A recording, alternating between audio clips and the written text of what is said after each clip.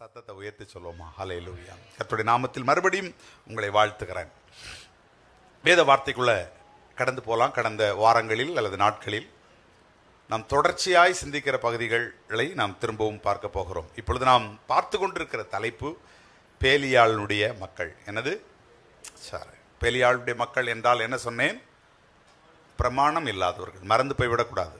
Lawlessness, பிரமாணமற்றவர்கள். ஒரு தேவனுடைய ஜனத்தினுடைய அடையாளம் என்பது அவன் அணிந்திருக்கிற வஸ்திரத்திலோ, அவன் கைகளில் வைத்திருக்கிற வேதத்திலோ, அல்லாவிட்டால் கிறிஸ்தவன் என்று உலகத்திலே அறியப்படுவதிலோ அல்ல, அவன் பிரமாணத்தில் காத்து நடக்கிறபடினால். எத்தனை பேர் ஆமேன் என்று சொல்வீர்கள்? Praise God. அதை மறந்துடக்கூடாது. உங்கள் வாழ்விலிருந்து ஒரு நாளும் அதனால் வஸ்திரம் எதை வேண்டுமானாலும் அணியலாம், எப்படி வேண்டுமானாலும் அப்படி சொல்லலை. மறுபக்கத்தில் தகுதியானவைகள் நமக்கு உண்டு என்று வேதம் நமக்கு அற்புதமாய் சொல்லப்பட்டிருக்கிறது. ஆனால் பிரமாணம் அதை விட உயர்ந்து இருக்க வேண்டும். எல்லாரும் சொல்லுங்க ஒரு ஆமென். எப்பொழுது ஒரு தேவனுடைய பிள்ளை அவருடைய பிரமாணத்துக்குள் கட்டப்படுகிறானோ அப்பொழுதுதான் ஆண்டவர் சொல்கிறார், இந்த பூமியில் உள்ள சகல ஜனத்திலும் நீங்கள் என்னுடைய சொந்த சம்பத்தாக என்ன செய்வீர்கள்? சொல்லுங்க சத்தமா. ஆமென், ஆமென். அப்போ பிரமாணத்துக்குள்ள இருக்கணும். இப்போ பேலியாளின் மக்களுக்கு பிரமாணம் இல்லை. ஆகவே பேலியாளுடைய மக்களுடைய குணாதிசயம் எப்படி இருந்தது என்று 3 காரியங்களை கடந்த நாட்கள் எல்லாம் நம்ம தொடர்ச்சியாக பார்த்துட்டு வர்றோம். 3 காரியங்களை மீண்டும் சற்று ஞாபகப்படுத்துகிறேன். முதல் காரியம், அவர்கள் என்ன செய்தார்கள்? மதுபானத்தினால் வெறி கொண்டிருந்தார்கள். என்ன செய்திருந்தார்கள்? சரி, அவர் ஆண்டவருடைய பிள்ளை அல்லது பிரமாணத்துக்குள் வந்திருக்கிற நாம் எதிலே வெறி கொண்டிருக்க வேண்டும்? மதுபானத்தினால் அல்ல, ஆவியில் என்ன செய்திருக்கணும்? சொல்லுங்க சத்தமா. கர்த்தருடைய ஆவியில வெறி கொண்டு இருக்கணும். அதுதான் ஆண்டவர் நம்மிடத்தில் எதிர்பார்க்கிறார் என்கிற காரியத்தை பார்த்தோம். ஒரு திராட்சரசம் செய்கிற 5 காரியங்களை போன வாரத்தில் உங்களுக்கு சொன்னேன். அது இருதயத்தை மகிழ்ச்சியாக்கும், பலவீனங்களை சற்று போக்கும், கன்னிகளை கொஞ்சம் வளர்க்கக்கூடியது, ஒரு பராக்கிரமசாலியை எழும்பி நிற்க செய்கிறது, வாசனை திரவியமாகவும் பயன்படுத்தப்பட்டது. இது எல்லாவற்றையும் ஆண்டவருடைய அன்பு அதை விட அதிகமாய் செய்யும். எத்தனை பேர் ஆமென் சொல்வீர்கள்? ஹல்லேலூயா. 2வது பார்த்தோம், பேலியாட்கள் கர்த்தரை அறியாதவர்களாய் இருந்தார்கள். என்னது? ஏலியினுடைய மக்கள் பேலியாட்களாய் இருந்தார்கள். அவர்கள் கர்த்தரை என்ன செய்யவில்லை? அறியவில்லை. அப்போ ஏதோ ஒரு புறஜாதியை பார்த்த உடனே இவங்க தான் பேலியாள் நினைச்சிடக்கூடாது. ஒரு ஊழியக்காரர்கள் கூட பேலியாட்களா இருந்திருக்கிறாங்க இல்லையா? ஆசாரியர்களா இருந்தவங்க கூட கர்த்தரை அறியாதவர்களா இருந்திருக்கிறாங்க. அதனால தான் நம்ம ஊர்ல ஒரு பழமொழி சொல்லுவாங்க, தடி எடுத்தவன் எல்லாம் என்ன செய்ய முடியாது? தண்டக்காரன் ஆயிர முடியாது. பைபிளை பார்த்த உடனேயே நீங்க விழுந்துடலாம் கூடாது. ஆமென், ஹல்லேலூயா. மரம் தன் கனியினால் என்ன செய்யப்பட வேண்டும்? அறியப்பட வேண்டும். ஹல்லேலூயா. ஆகவே கர்த்தரை அறியாதவர்கள் நமக்கு ஆசாரியர்களாக இருப்பார்கள் என்றால் நாமும் கர்த்தரை என்ன செய்ய முடியாது? அறிய முடியாம போயிடும். எப்படி பெரிய பேதுரு பாருங்கள், அவன் புறஜாதிகளோடு கூட நல்லா உட்கார்ந்து பேசிக்கிட்டு இருந்தவன். எருசலேமிலிருந்து யூதர்கள் கொஞ்சம் பார்த்த உடனே அவர்களை விட்டு விலகி மாயம் பண்ணி கொண்டு, அப்படி ஒரு மனிதன் செய்த மாயத்தின் நிமித்தம் முழு சபையும் மாயம் பண்ண ஆரம்பிப்பதற்கு வழிகாட்டினானே. அப்பொழுது பார்த்து கொண்டு பவுல் சும்மா இருக்காமல் இளம் ஊழியனாக எழுப்பி வந்தாலும் முகத்துக்கு முகமாய் அவனை எதிர்த்து கொண்டு, ஆமென், அந்த பேதுருவுக்கும் தேவனுடைய திட்டத்தை அறிவிக்கிறவனாக நின்றானே. அப்படிப்பட்ட ஒரு அபிஷேகம் உங்களுக்குள்ளும் எனக்குள்ளும் இருக்க வேண்டும் என்று கர்த்தர் எதிர்பார்க்கிறார். விசுவாசிக்கிறவர்கள் ஒரு ஆமென் சொல்லுங்கள். 3வது பேலியாளுடைய குணத்தை நாம் பார்த்தோம். அவர்கள் சக மனிதர்களை மதிக்காதவர்களாக இருந்தார்கள். நாபால் அப்படித்தான். அவனை குறித்து எழுதியிருக்கிறது, மனுஷனை மதியாதவன். பேலியாளின் மனுஷனும் மனுஷனை மதியாதவனுமாய் இருந்தான். ஹல்லேலூயா. நம்முடைய சக மனிதர்கள் மேல் நம் மதிப்பும் மரியாதையும் வைத்திருக்கணும். எல்லாரும் சொல்லுங்க ஒரு ஆமென். ஹல்லேலூயா. கடந்த வாரங்களில் அதை நான் உங்களுக்கு சொன்னேன். ஒரு தேவனுடைய பிள்ளையினுடைய வாழ்வு என்பது ஆமென் ஒரு ஆசீர்வாதத்தினுடைய ஒரு வாய்க்காலா இருக்கணும். சொல்லுங்க ஒரு ஆமென். ஹல்லேலூயா. ஆபிரகாமுக்கு ஆண்டவர் வாக்கு கொடுக்கிற பொழுது சொன்னார், நீ ஆசீர்வாதமா இருப்பாய் என்று முடிக்கவில்லை, உனக்குள்ளாக பூமியினுடைய வம்சமும் என்ன செய்யப்படணும்? ஆசீர்வதிக்கப்படணும். கலாத்தியர் 3:13-14 வாசிக்கிறோம், ஆபிரகாமின் ஆசீர்வாதத்தினாலே ஆசீர்வதிக்கும்படிக்கு கிறிஸ்து என்ன செய்தாராம்? கல்வாரி சிலுவையை நமக்காக ஏற்றெடுத்தாராம். அப்போ ஆபிரகாமுடைய ஆசீர்வாதத்துக்குள்ள இருக்கிற மிக அற்புதமான ஒரு விஷயம் என்னன்னா, நம்மளும் ஆசீர்வாதமா இருக்கணும். நம்ம ஒரு ஆசீர்வாதத்தினுடைய வாய்க்காலாக இருந்து விடணும். ஆமென் சொல்லுங்களேன். ஹல்லேலூயா. பிரதர், நான் யாருக்கு எந்த தீமையும் செய்யறதில்லை பிரதர், யாருக்கும் எந்த நன்மையும் செய்யறதில்லை பிரதர், நான் உண்டு, என் வாழ்க்கை உண்டு அப்படின்னு சொன்னா இது ஒரு செத்த வாழ்க்கை. எல்லாரும் சொல்லுங்க, என்னது? நீ பிறவாமல் இருந்தா நல்லது.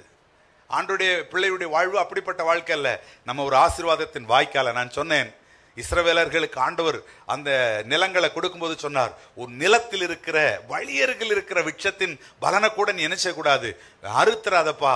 ஒருவேளை பசியோட ஏதாவது ஒரு வழிப்போக்கன் அந்த வழியா போயிட்டான்னா, அவன் உன் இடத்தை கடக்கும் போது, கிராஸ் பண்ணும்போது அவன் நினைச்ச பசியோட உன் இடத்தை கடந்துடக்கூடாது. ஆகவே நீ ஒரு ஆசீர்வாதத்தின் வாய்க்கால அவன் நான் வைக்க விரும்புறேன்னு சொல்லி ஆண்டவர் அவர்களுக்கு ஒரு பிரமாணத்தை கொடுத்து அவர்களை நடத்தினார். ராமேன் சொல்லுங்களேன். நம்முடைய வாழ்க்கையை குறுக்கிடுகிறவர்கள் பசியோடு குறுக்கிட்டு விடக்கூடாது. மற்றவர்களுக்கு ஒரு ஆசீர்வாதத்தின் பாத்திரமாய் தொடர்ந்து நிற்பதற்கான கிருபைகளை ஆண்டவர் உங்களுக்கும் எனக்கும் தருவாராக. அல்லேலூயா. தாவீது ஒரு நாளிலே பாருங்கள், அமலேக்கோடு கூட ஒரு யுத்தத்தை நடப்பிக்கிறான். அப்பொழுது 600 பேர்ல 400 பேர் யுத்தத்துக்கு தாவீது கூட போறாங்க. ஆனா ஒரு 200 பேர் ஒரு ஆற்றண்டையில நின்று விடுகிறார்கள். ஆனால் திரும்ப யுத்தத்தை ஜெயித்து கடந்து வருகிற பொழுது அந்த 200 பேரும் சேர்ந்துட்டாங்க. ஆனால் தாவீதோடு கூட இந்த பேலியாளின் மக்கள் சொன்னார்கள், வேண்டாம், இவர்களுக்கு நம்முடைய ஆசீர்வாதத்தின் பங்கை கொடுக்க முடியாது, அதனால அவர்கள் நம்மோடு கூட யுத்தத்துக்கு வராததினால் அவர்களுக்கு அது எதுவும் கொடுக்க. தாவீது சொன்னான், இல்லை இல்லை, யுத்தத்திலே கர்த்தர் நமக்கு ஜெயத்தை கொடுத்திருக்கிறார். அல்லேலூயா.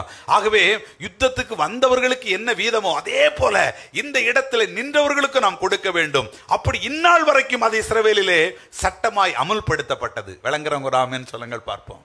ஹல்லேலூயா. நம்முடைய இருதயம் ஒரு உதார குணமா இருக்கணும். பைபிள் சொல்லுது, ஊதார குணமுள்ள ஆத்துமா செழிக்கும், எவன் தண்ணீர் பாய்ச்சுகிறானோ அவனுக்கு கர்த்தரும் என்ன செய்வார்? சொல்லுங்க பார்ப்போம். கஞ்ச பிசினாரியா வாழக்கூடாது. ஏமே, கர்த்தருக்காக நம்ம நல்லா வாழணும். நிச்சயமா இறைக்கிற கிணறு, உலகத்துல சொல்லுவாங்க இறைக்கிற கிணறு ஊரும்பா. நீங்க நம்ம கொடுத்து பார்ப்போம் பாருங்க, கர்த்தர் இன்னும் இன்னும் இன்னும் அதிகமா உங்கள் குடும்பங்களை தழைக்க பண்ணுவார். இன்றைக்கு ஒரே ஒரு காரியத்தை பார்க்க போகிறோம். ஏமேன்.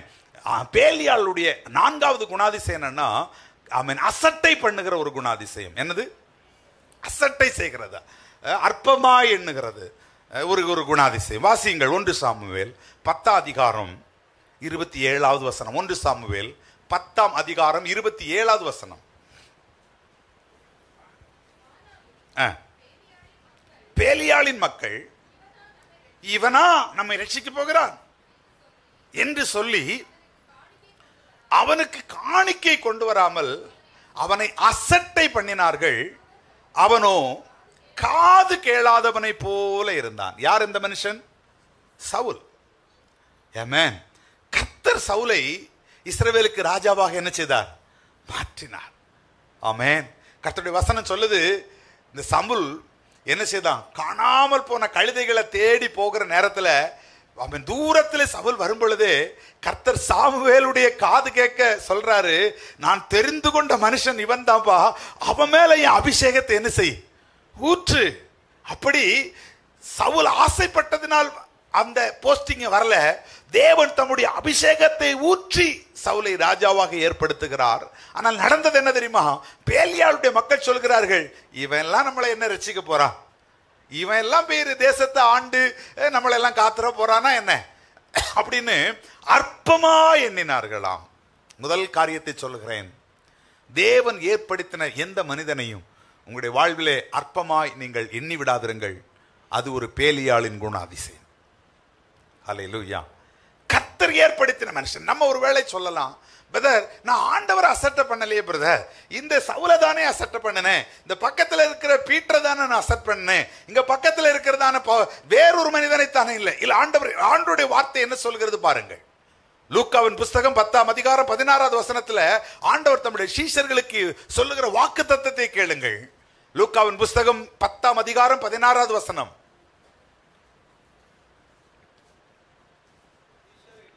தம்முடைய சீஷரை பார்த்து, உங்களுக்கு ஒரு மனுஷன் செவி கொடுத்தால் அதுதான் எனக்கு செவி கொடுக்கிறான். உங்களை ஒரு மனுஷன் அசட்டை பண்ணினால் என்னை அசட்டை பண்ணி விடுகிறான். என்னை அசட்டை பண்ணிட்டான்னா என்னை அனுப்பின பிதாவையும் அசட்டை பண்ணியாச்சு, முடிஞ்சு போச்சு கதை. ஆமென். உன்னை அசட்டை பண்ணா என்ன பண்ணிட்டான்? என்ன பண்ணிட்டான்னா பிதாவை பண்ணிட்டான். அப்ப எவ்வளவு தூரத்துக்கு அந்த லிங்க் போய் சேர்ந்திருக்குன்னு பாருங்க. புரியுதா உங்களுக்கு? Praise God. தேவன் அபிஷேகித்தவன், தேவன் ஏற்படுத்தின மனுஷனை அற்பமாய், ஒருவேளை நான் சொல்லுவேன், அவன் எந்த மதத்திலிருந்து வரலாம், எந்த ஜாதியிலிருந்து வரலாம், எந்த நிறத்திலிருந்து வரலாம், எந்த குடும்பத்திலிருந்து வரலாம், ஆனால் கர்த்தர் கர்த்தர் ஒரு அபிஷேகத்தை ஒருவன் மேல வச்சுட்டான்னா, கர்த்தருடைய அபிஷேகம், நாம் ஆராதிக்கிற தேவனுடைய அபிஷேகம் அவன் தலைமையிலே நிற்பதை நீங்கள் மறந்து போய்விடக் கூடாது. ஹல்லேலூயா. அதனாலதான் எத்தனையோ நேரங்கள்ல இதே சவுல் ஆண்டவருடைய வழியை விட்டு மறந்து போனாலும் கூட அந்த சவுலை தாவீதினுடைய கரங்கள்ல கர்த்தர் கொடுத்தும் தாவீது சொன்ன காரியம், தேவன் அபிஷேகித்தவன் மேல நான் என் கை அணைச்ச மாட்டேன். ஏன்னா ஒரு அபிஷேகத்தை ஏன் ஆண்டவர் அவன் மேல வச்சிருந்திருக்காரு. ஒருவேளை என்றைக்கோ போட்டிருக்கலாம். அந்த அபிஷேகத்துக்கு நான் ஒரு விலை கொடுக்க விரும்புகிறேன். அந்த அபிஷேகித்தவருக்கு நான் ஒரு விலை கொடுக்க விரும்புகிறேன். அதனால நான் என்னுடைய தனிப்பட்ட விமர்சனங்களை, தனிப்பட்ட காரியங்களை, அதனால நான் இப்பொழுது இதனுடைய மறுபக்கம் என்னன்னா, சரி அவர் என்ன வேணாலும் பண்ணட்டும், என்ன வேணாலும் செய்யட்டும், நான் பார்த்து அமைதியா இருப்பேன் அப்படின்னு இல்லை. தேவனுடைய வழிகளுக்கு வெளியே மனுஷன் போகும்பொழுது, நான் ஏற்கனவே இதை குறித்து பேசிட்டேன், ஆண்டவருடைய வழிகளுக்கு வெளியே போகும்பொழுது நீங்கள் கண்டிக்க வேண்டும், அவனுக்கு புத்தி சொல்ல வேண்டும், அவனுக்கு எச்சரிக்க வேண்டும். அப்படி கேட்கலையா விட்டு விலக வேண்டும். ஆனால் தனிப்பட்ட ஒரு மனிதன் மேல் ஒரு தாக்குதல் நம்முடைய வாயிலிருந்து வந்துவிடவே கூடாது. எத்தனை பேர் புரிந்திருக்கிறீர்கள்? தேவனுடைய ஆலயத்தை குறித்ததான வைராக்கியம் ஆண்டவரை என்ன செய்ததாம்? பட்சித்ததுன்னு பார்க்கிறோம். ஹல்லேலூயா. ஆலயத்தில் கொண்டு வந்து புறாவையும் ஆடு மாடுகளை விற்கிறாங்கன்னு வச்சுக்காங்க. எதுக்காக? இது பலி செலுத்ததான். பிரியாணி போடுறதுக்காக ஆலயத்தில் கொண்டு வந்து மாடுகளை வச்சான்? பலி செலுத்துறதுக்கு தான் வச்சான். பலி செலுத்துறது தானே கர்த்தருடைய நோக்கம். அப்போ இன்னும் கூட அவனுக்கு ஈஸி ஆயிருதா இல்லையா? வீட்டில இருந்து ஒரு ஆடை பிடிச்சிட்டு வர்றதோட, வீட்டில இருந்து ஒரு மாடை எடுத்துட்டு வர்றதோட, இப்ப நேரடியாக ஆலயத்துக்கு வந்து ஒரு கொஞ்சம் ஒரு பண்ட மாற்று முறை, கொஞ்சம் பணத்தை கொடுத்து அந்த ஒரு மாட்டை விலைக்கு வாங்கி கர்த்தருக்கு ஆராதனை செய்யும் போது, ஆராதனை செய்யறவனுக்கு யோசிச்சு பாருங்க பார்ப்போம், இன்னும் ஈஸி ஆகுது இல்லவே. இதுக்கு போய் இவ்வளவு கோபம் அவருக்கு எப்படியா வந்துச்சு? வேதம் சொல்லுகிறது, என்னுடைய ஆலயத்தை கள்ளர் குகையாக்கிட்டியா அப்படின்ட்டு பிரம்பை சவுக்கை உண்டு பண்ணி அவ்வளவு தூரம் அடிக்கிற அளவுக்கு கோபம் எதனால எழும்பிற்று? நல்ல விஷயத்துக்கு தானே செய்யறோம். ஆனால் ஆண்டவருடைய நோக்கம் வேற மாதிரி இருந்துச்சு. ஆண்டவருடைய திட்டம் வேற மாதிரி இருந்துச்சு. நான் ஏற்கனவே சொன்னேன், அவர்கள் ஒரு ஆட்டை கொண்டு வந்து எருசலேமுக்குள்ள கொண்டு வரணும்னா இன்னைக்கு மாதிரி காரெல்லாம் கிடையாது. அவங்க கையில கூட்டிட்டு வரணும், கையில பிடிச்சிட்டு வரணும். ஏமே ஜனங்கள் பார்ப்பார்கள். ஜனங்கள் கையில ஒரு ஆட்டையோ மாட்டையோ பார்த்துட்டாங்கன்னா கட்டாயமா அவங்க புரிஞ்சுக்கிடுவாங்க, இன்ன பாவத்தில் நம்ம ஆள் என்ன செய்துட்டான், விழுந்துட்டான். அதனாலதான் இந்த மாடை கொண்டு போறேன். ஏன்னா பிரமாணம் தெரியுமே எல்லாருக்கும் தான். ஒரு நாள் நீங்க ஒரு மாட்டை பிடிச்சிட்டு அகாப்பைக்கு வந்துட்டீங்கன்னா ஓகே, வார வாரம் ஒவ்வொரு மாட்டை கூட்டிட்டு அகாப்பைக்கு வந்தீங்கன்னா என்ன ஆகும்? ஆமே. அப்போ என்ன நடக்கும்? 4 பேர் சொல்லுவாங்க, ஏன்பா இந்த தப்பு பண்ணாத அப்படின்னு சொல்லுவாங்களா, சொல்ல மாட்டாங்களா? அதே போல அந்த மாடு இப்ப பாருங்க, இவன் வீட்டுல வளர்த்ததா இருந்துச்சுன்னா அது துடிதுடித்து மரிக்கும் போது இவனுக்கு ஒரு குற்ற உணர்வு, ஐயோ என் பாவத்துக்காக நான் வளர்த்த இந்த ஒரு ஆடு மரிக்குதே, இது எவன் வீட்டு ஆடோ சாகும்போது அவ்வளவு வேதனை வராது. இவன் வீட்டு ஆடு சாகும்போது இன்னும் அது அவனுடைய தாக்கத்தை ஏற்படுத்தும். கர்த்தர் ஒரு நோக்கத்தை, அதாவது இந்த தவறை விட்டு இவன் மனம் திரும்பணும், இந்த தவறுல இருந்து மீண்டு வரணும்னு ஆண்டவர் நோக்கத்தை ஏற்படுத்தினார். ஆனா காசை கொடுத்து எல்லாத்தையும் சரிப்படுத்திட்டான் நம்மால் அன்னைக்கே. எத்தனை பேருக்கு புரிஞ்சிச்சு? Praise the Lord. ஹல்லேலூயா. இன்னைக்கு நான் சொல்றேன், ஆண்டவர் வைக்கிற திட்டம் என்னைக்குமே உயர்ந்ததா இருக்கும். அதனாலதான் அந்த ஆண்டவர் அதை எதிர்க்கிறார்.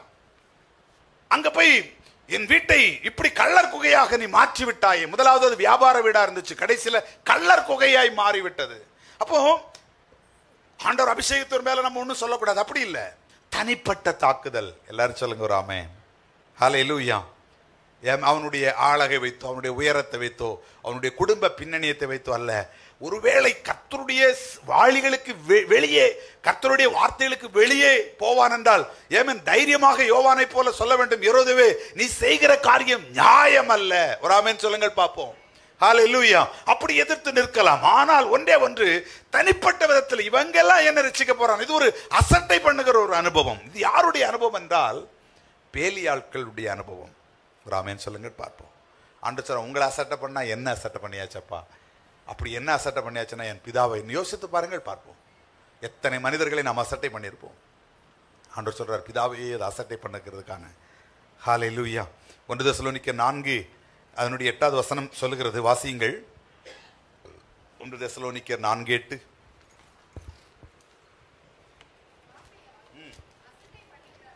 ஆகையால் அசட்டை பண்ணுகிறவன் மனுஷரை அல்ல, தமது பரிசுத்த ஆவியை நமக்கு எவ்வளவு அழகா எழுதிட்டார் பாருங்க.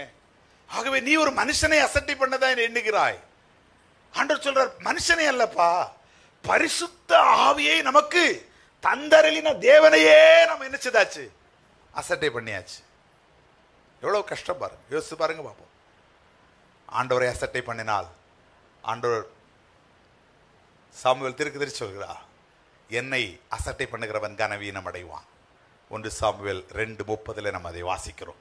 என்னை அசட்டை பண்ணுகிறவன், சத்தமாய் சொல்லுங்க, கனவீனம் அடைவான். இன்னைக்கு நம்முடைய வாழ்க்கையில அந்த அசட்டை பண்ணுகிற சுபாவம் இருக்கா? 2 பேதுரு அதனுடைய 2ஆம் அதிகாரம் 13வது வசனத்திலிருந்து வாசிச்சுட்டு வாங்க. அப்படி எல்லாருமா மற்றவங்க கேளுங்க.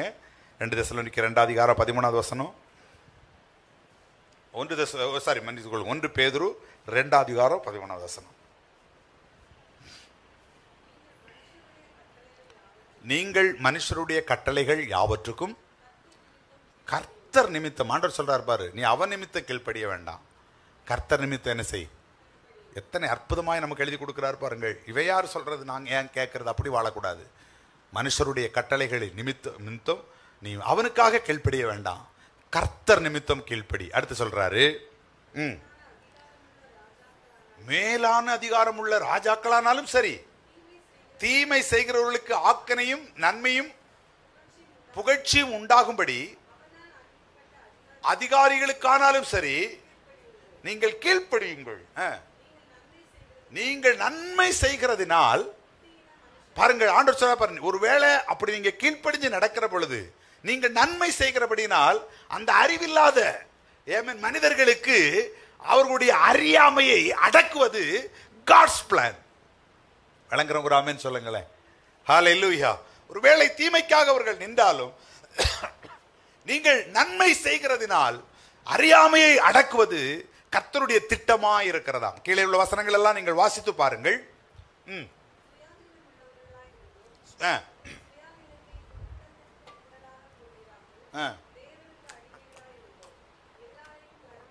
எல்லாரையும் கனம் பண்ணுங்கள், சகோதரிடத்திலே அன்பு கூறுங்கள், தேவனுக்கு பயந்திருங்கள், ராஜாவை கனம் பண்ணுங்கள்.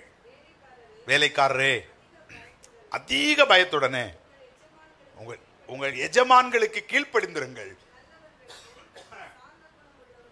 மாத்திரமல்ல முரட்டு குணம் உள்ளவர்களுக்கு என்ன செய். அப்ப நம்ம ஆண்டவர் எப்படி யோசிக்கிறார்னு பாத்தீங்களா? வீட்டுல போய் இந்த அதிகாரங்கள் எடுத்து வாசித்து பாருங்க. நல்லவரா இருந்தா நான் சொன்னா கேட்பேன் பிரதர். ஆமென். அவர் கரெக்டா இருந்தா நான் கரெக்டா இருப்பேன். அப்படின்னா என்ன அர்த்தம்? ஆமென். அவர் தப்பா இருந்தால் நீ கரெக்டா இரு. ஆமென். ஆண்டவர் சொல்றார் பாருங்க, நல்லவர்களுக்கும் சாந்த குணம் உள்ளவர்களுக்கும் மட்டுமல்ல, முரட்டு குணம் உள்ளவர்களுக்கு கூட நீங்க என்ன செய்யணும்? கீழ்ப்படுத்திருக்கணும். கர்த்தர் அதை எதிர்பார்க்கிறார். அசட்டை பண்ணுகிற ஒரு குணம். இவனா எங்களை ரட்சிக்க போகிறான், இவனா எங்களுக்கு நன்மை கொண்டு வர போகிறான். நம்முடைய வாழ்விலும் ஆமென் பல நேரங்களில் அசட்டை பண்ணப்படுகிற இடத்துக்கு நாம் தள்ளப்படுவோம். கர்த்தருடைய வசனத்துல நெகேமியா என்கிற ஆண்டுடைய ஊழியக்காரனை குறித்து எழுதியிருக்கிறது. பாபிலோனுடைய அடிமைத்துவத்தில் நெகேமியா இருக்கிறான். தன்னுடைய சபை இடிக்கப்பட்டு கிடக்கிற செய்தி நெகேமியாவுடைய காதுகளுக்கு வருது. மிகுந்த துக்கம் அடைகிறான். 2 அதிகாரம் சொல்லுது, அவன் அழுது புலம்பி, அவன் ஜெபித்து, அவன் பாவ மன்னிப்பெல்லாம் கேட்டு அவன் என்ன செய்கிறான்? இருதயத்திலிருந்து ஆண்டவருடைய சபையை கட்டி எழுப்பணும்னு விரும்புகிறான். 3ஆம் அதிகாரம் ராஜாவிடத்தில் போய் அனுமதியை கேட்டு அந்த அனுமதியோடு கூட வந்து ஆமென் எருசலேமுக்குள் வந்து கர்த்தருடைய வீட்டை கட்ட ஆரம்பிக்கிறான். ஆமென். ஆனால் 4ஆம் அதிகாரத்தின் 7வது வசனத்தை 4ஆம் அதிகாரம் 2வது வசனத்திலே பாருங்கள். அப்பொழுது சம்பல்லாத் என்கிற ஒருவன் கேட்கிற கேள்வி, இந்த அற்பமான யூதர் என்னது? எப்படி? அப்படித்தானே? இந்த அற்பமான வாசிங்கள் என்னையா அந்த அற்பமான யூதர். யோசித்து பாருங்கள், பார்ப்போம். நீங்கள் கர்த்தருக்காக எழும்பி வரும் பொழுது உங்களை இப்படி ஒரு வார்த்தை கேட்டா எப்படி இருக்கும்? யோசிங்க. அற்பமான யூதர் செய்கிறது என்ன? ஹல்லேலூயா. எங்களை எல்லாத்தையும் விட்டுட்டு இவன் சர்ச்சை கட்டிடுவானா என்ன? எங்களை எல்லாத்தையும் இந்த தள்ளி விட்டுட்டு இவன் போய் சாதனை பண்ணிடுவானா என்ன? அற்பமான யூதர் செய்கிற காரியம் என்ன? சன்பல்லாத்து சொல்லுகிறான். சரி, அவன் தான் அப்படி சொன்னான்னா இன்னொருத்தன் தொபியா ஒருத்தன் அவன் சொல்றான், ஒரு நரி விடுப்பா விட்டுப்பா விட்டு தொலைப்பா, ஒரு நரி ஏறினா எல்லாம் என்ன செய்துரும்? ஆமென். பரிகசிக்கிறார்கள், அசட்டை பண்ணப்படுகிறார்கள். நல்லா கவனிங்க. ஆனால் உங்களுடைய வாழ்க்கை சில நேரங்களில் நீங்கள் ஆண்டவருக்காக நிற்கும் போது, ஆண்டவருக்காக ஊழியம் செய்யும் போது, நீங்கள் கர்த்தருடைய சுவிசேஷமாக நீங்கள் கடந்து போகும்போது நீங்கள் அற்பமாக எண்ணப்படுவீர்கள். ஆனால் அப்படி அற்பமாக எண்ணப்பட்டாலும் நீங்க யோசிக்க வேண்டிய காரியம் என்ன தெரியுமா? உங்களுடைய செவிகள் என்ன செய்யக்கூடாது? அதன் மேல் செவி சாய்க்க கூடாது. விளங்குறவங்க ஒரு ஆமென் சொல்லுங்க. வேதம் சொல்லுகிறது, சவுலை பார்த்து இவனா நம்மை ரட்சிக்க போகிறான் என்று ஆயிரங்கள் பேசினார்கள். ஆனால் சவுல் என்ன எப்படி இருந்தான் தெரியுமா? காது கேளாதவனை போல இருந்தான். இந்த பகல் காலத்தில் சொல்லுகிறேன், மனுஷ சத்தத்துக்கு எந்த ஒரு மனுஷன் அதிகமாய் செவி கொடுக்கிறானோ அந்த மனிதனுடைய காதுகளிலே தேவனுடைய சத்தம் என்றைக்குமே விழாது. ஆமென். உண்மையிலேயே இந்த ஆரம்ப அனுபவம் சவுல்கிட்ட கொஞ்சம் பின்னாடி வரைக்கும் இருந்துச்சுன்னா சவுல் தன்னுடைய அரசாட்சியிலிருந்து இழந்திருக்க வேண்டிய தேவையே இருக்காது. கர்த்தர் சவுலை புறக்கணிக்க வேண்டியதே வந்திருக்காது. கர்த்தர் இன்னொரு தாவீதை எழுப்பியிருக்கவே மாட்டார். ஹல்லேலூயா. எந்த மனுஷ சத்தம் தன் காதுகளிலே கேட்டுவிடக் கூடாது என்று அந்த காதுகளை அடைத்தானோ அதே மனுஷ சத்தத்தினால விழுந்து போறவன் தான் சவுல். உங்களுக்கு தெரியுதா அந்த சத்தம் என்ன? சவுல் கொண்டது 1000, தாவீது கொண்டது. சரி, பேசினா பேசிட்டு போட்டும் அப்படின்னு இந்த காதை மட்டும் அடைச்சிட்டு இருந்திருந்தான்னு வச்சுக்காங்க, தாவீதுக்கு எதிராக இப்படி ஒரு யுத்தத்தை தொடுக்க வேண்டிய தேவை இருந்திருக்காது. எத்தனை பேர் புரிந்திருக்கிறீர்கள்? கர்த்தருடைய வசனம் சொல்கிறது, சவுலுக்கும் தாவீதுக்கும் இடையிலே நெடுநாள் யுத்தம் வந்துச்சான். விளைவு என்ன தெரியுமா? தாவீது பலப்படுகிறான். சவுலின் குடும்பத்தில் ஒருத்தன் கூட மிஞ்சல. ஏமே, சண்டைக்கு போனவன் குடும்பத்தில் ஒருத்தன் கூட மிஞ்சல. ஒரே ஒருத்தன் தான் மேவி போசத்துன்னு ஒரு முடவன் மிஞ்சுகிறான். ஆனால் துரத்தப்பட்டவனுடைய சந்ததியை கர்த்தர் ராஜாக்களாக அரண்மனையில் கொண்டு வந்து உட்கார வச்சு விடுறார். எத்தனை பேர் புரிந்து கொள்கிறீர்கள் என்று எனக்கு தெரியாது. இன்றைக்கு கர்த்தர் உங்களை பார்த்து பேச விரும்புகிறார். ஹல்லேலூயா. அசட்டை பண்ணுகிற ஒரு அனுபவம். கர்த்தர் ஏற்படுத்தின ஊழியக்காரர்களை அசட்டை பண்ணுவது, அது தேவனை அசட்டை பண்ணுவதற்கு நிகரானவைகள் என்பதை ஒரு காலமும் நீங்கள் மறந்து போய்விடக் கூடாது. அதே நேரத்தில் நம்முடைய வாழ்க்கையிலையும் நம்மையும் சிலர் அசட்டை பண்ணுவாங்க. இவெல்லாம் பெருசா என்னத்தை சாதிச்சிட போறான்? விளங்குறவங்க ஆமென் சொல்லுங்களேன். ஹல்லேலூயா. வேதம் சொல்லுது, நம்முடைய ஆண்டவராயிருக்கிற இயேசு கிறிஸ்து கூட என்ன செய்யப்பட்டாராம்? ஏசாயா 53:2 சொல்கிறது, அவர் அசட்டை பண்ணப்பட்டவருமா இருந்தார். அந்த சிலுவையில அவர் தொங்குகிற நேரத்தில் அவரை பார்த்து சொன்னாங்க, ஏப்பா எல்லாத்தையும் ரட்சிக்க, தன்னைத்தானே ரட்சிக்கிறதுக்கு திராணி இல்லாம தொங்கிட்டு இருக்கிறான், எல்லாத்தையும் ரட்சிக்க போறானாமா. எத்தனை பேருக்கு புரியுது? அவர் அசட்டை பண்ணப்பட்டார். சரி, எல்லாரும் இப்படி பேசுறாங்களேன்னு உடனே இவர் என்ன செய்யல? சிலுவை விட்டு இறங்கி ஓடி வந்துடல. எத்தனை பேருக்கு புரிகிறது? ஆமென். மனுஷர்கள் உங்களை அசட்டை பண்ணும்போது தேவ திட்டத்தை விட்டு ஓடி விடாதிருங்கள். மனுஷர்கள் உங்களை அசட்டை பண்ணும்போது சவலை போல காது கேளாதவர்களை போல இருங்கள். நிச்சயமாய் கர்த்தர் உங்களை கொண்டு செய்ய நினைத்ததை செய்து முடிப்பார். ஹல்லேலூயா. ஆமென். அந்த அற்பமான யூதர் என்ன என்று ஒருவேளை சொல்லி இருந்தாலும் அந்த நெகேமியாவின் கையங்கொண்டு ஆண்டவர் அந்த ஆலய வேலையை கட்டி முடித்தார். 6ஆம் அதிகாரம் 1வது வசனம் சொல்லுகிறது, ஆலயம் கட்டப்பட்டது, அதில் திறப்புகள் ஒன்றுமில்லை என்கிற செய்திகளை எதிராளிகளை கர்த்தர் கேட்க செய்தார். உங்களுடைய திட்டங்களை உங்களை கொண்டு செய்து முடிப்பார். உங்கள் தரிசனங்களை கர்த்தர் உங்களை கொண்டு செய்து முடிப்பார். உங்களை கொண்டு கர்த்தர் விரும்பினதை ஆண்டவரால் செய்து முடிக்க முடியும். மனுஷ சத்தங்களை அப்புறப்படுத்தி விடுங்கள், தேவ சத்தத்துக்குள் நில்லுங்கள். கர்த்தர் நிச்சயமாய் உங்களை கனம் பண்ணுவார். ஆமென் சொல்லுங்கள் பார்ப்போம். ஆனா உங்கள்கிட்ட இருந்து இந்த அசட்டை பண்ணுகிற ஒரு சுபாவம் என்ன செய்திடக்கூடாது. அப்போ முதல் சுபாவத்தை இப்படி சொல்லுகிறேன், மனுஷரை அல்லது தேவன் ஏற்படுத்தின மனுஷரை அசட்டை பண்ணுவது நம் தேவனை அசட்டை பண்ணுவதற்கு சமம். அப்படி அசட்டை பண்ணுவது பேலியாளுடைய குணம், அது பிரமாணத்துக்கு உட்பட்டனுடைய குணம் அல்ல. ஆமென். 2வது காரியத்தை இப்படி சொல்லுகிறேன் பாருங்கள். உபாகமத்தின் புஸ்தகம் 2ஆம் அதிகாரம் 15வது வசனம். உபாகமங்களின் புஸ்தகம் 2ஆம் அதிகாரம் 15வது வசனம். உபாகமம் மன்னித்துக் கொள்ளுங்கள் 32:15. உபாகமம் 32ஆம் அதிகாரம் 15வது வசனம். யெஷூரன் கொழுத்து போய் உதைத்தான். கொழுத்து ஸ்தூலித்து நினம் துண்ணின போது தன்னை உண்டாக்கின தன் ரட்சிப்பின் கண்மலையை அசட்டை பண்ணினான். 2வது காரியத்தை சொல்றேன். ஆமென். ஆசீர்வாதம் வரும் பொழுது என்னது? ஆசீர்வாதம் வரும்போது தேவனை விட்டு கொஞ்சம் தூரம் போறவங்க, அதுவும் கர்த்தரை அசட்டை பண்ணுவதற்கு சமம். மறுபடியும் சொல்லுகிறேன். இப்ப யெஷூரன், யெஷூரன் யார்? யார் பிரதர் யெஷூரன்? பக்கத்து வீட்டுக்காரர்ல யாராவது இருக்காங்களா அப்படி? யெஷூரன் யார்? இஸ்ரவேலுக்கு கொடுக்கப்பட்ட இன்னொரு பேர். ஆமென். இஸ்ரவேலுக்கு கொடுக்கப்பட்ட பல பேர்ல ஒண்ணுதான் யெஷூரன் அப்படின்னு. என்ன நடந்துச்சு இப்ப பாருங்க, கொழுத்து, ஸ்தூலித்து, நினம் துண்ணி அப்படின்னா என்ன அர்த்தம்னா, இப்ப கொஞ்சம் ஆசீர்வதிக்கப்பட்டுட்டான். என்னது? செழிப்படைஞ்சிட்டான். இப்ப செழிப்படைஞ்ச உடனே என்ன நடக்குது பாருங்க, தன் ரட்சிப்பின் தேவனை உண்டாக்கின தேவனை விட்டு ரட்சிப்பின் கண்மலையை என்ன செய்து விட்டான்? அசட்டை பண்ணி விட்டான். நான் இப்படி சொல்லுகிறேன், கொஞ்சம் ஆசீர்வாதத்தை பார்த்த உடனே, கொஞ்சம் உயர்வை பார்த்த உடனே, கொஞ்சம் கையில காசு பணம் வந்த உடனே, ஆமென், எத்தனை பேர் ஆண்டவரை அந்த ஆதி அன்புல இருந்து ஆராதிக்கிறீங்க? எத்தனை பேர் ஆண்டவரை அந்த ஆதி அன்புல இருந்து தொழுது கொள்கிறீங்க? அல்லேலூயா. யெஷூரன் கொழுத்து போய் உதைத்தது போல இன்னைக்கு அநேக பிள்ளைகள் அப்படித்தான். அவங்க கஷ்டங்கள்லையும் பாடுகள்லையும் ஆண்டவரேன்னு ஓடி வருவாங்க. ஆமென். அவங்க கஷ்டங்கள்லையும் பாடுகள்லையும் ஆண்டவரே உம்மை விட்டா எங்களுக்கு வேற கதி இல்லம்பாங்க. கொஞ்சம் ஆசீர்வாதம் வரட்டும் பார்ப்போம். ராமேன் சொல்லுங்களேன். கொஞ்சம் உயர்வுகள் வரட்டும் பார்ப்போம். ஆமென். அதுக்கப்புறம் அவங்களுக்கு ஆராதனைக்கு நேரம் இருக்காது, ஜெபம் பண்றதுக்கு நேரம் இருக்காது. ஆமென். பார்த்தீங்கன்னா ஒரே பிஸி ஆயிடுவாங்க. சொல்லுங்க என்னது? ஆமென். தொடர்பு எல்லைக்கு வெளியிலேயே போயிடுவாங்க. எல்லாரும் சொல்லுங்க ஒரு ஆமென். ஆமென். ஆண்டவர் அடிச்சடிச்சு பார்ப்பார், இவன் தொடர்பு எல்லைக்கு வெளியே உள்ளான், தொடர்பு எல்லைக்கு வெளியே உள்ள. இதுதான் செய்தி ஆண்டவர் கேட்கணும். கொழுத்து போய் உதைக்கிற ஒரு அனுபவம். ஆமென். ஹல்லேலூயா. இந்த யெஷூரனை ஆண்டவர் நடத்துற விதங்களை குறித்து நீங்க வீட்டில் போய் நிறைய வசனங்கள் இருக்கு.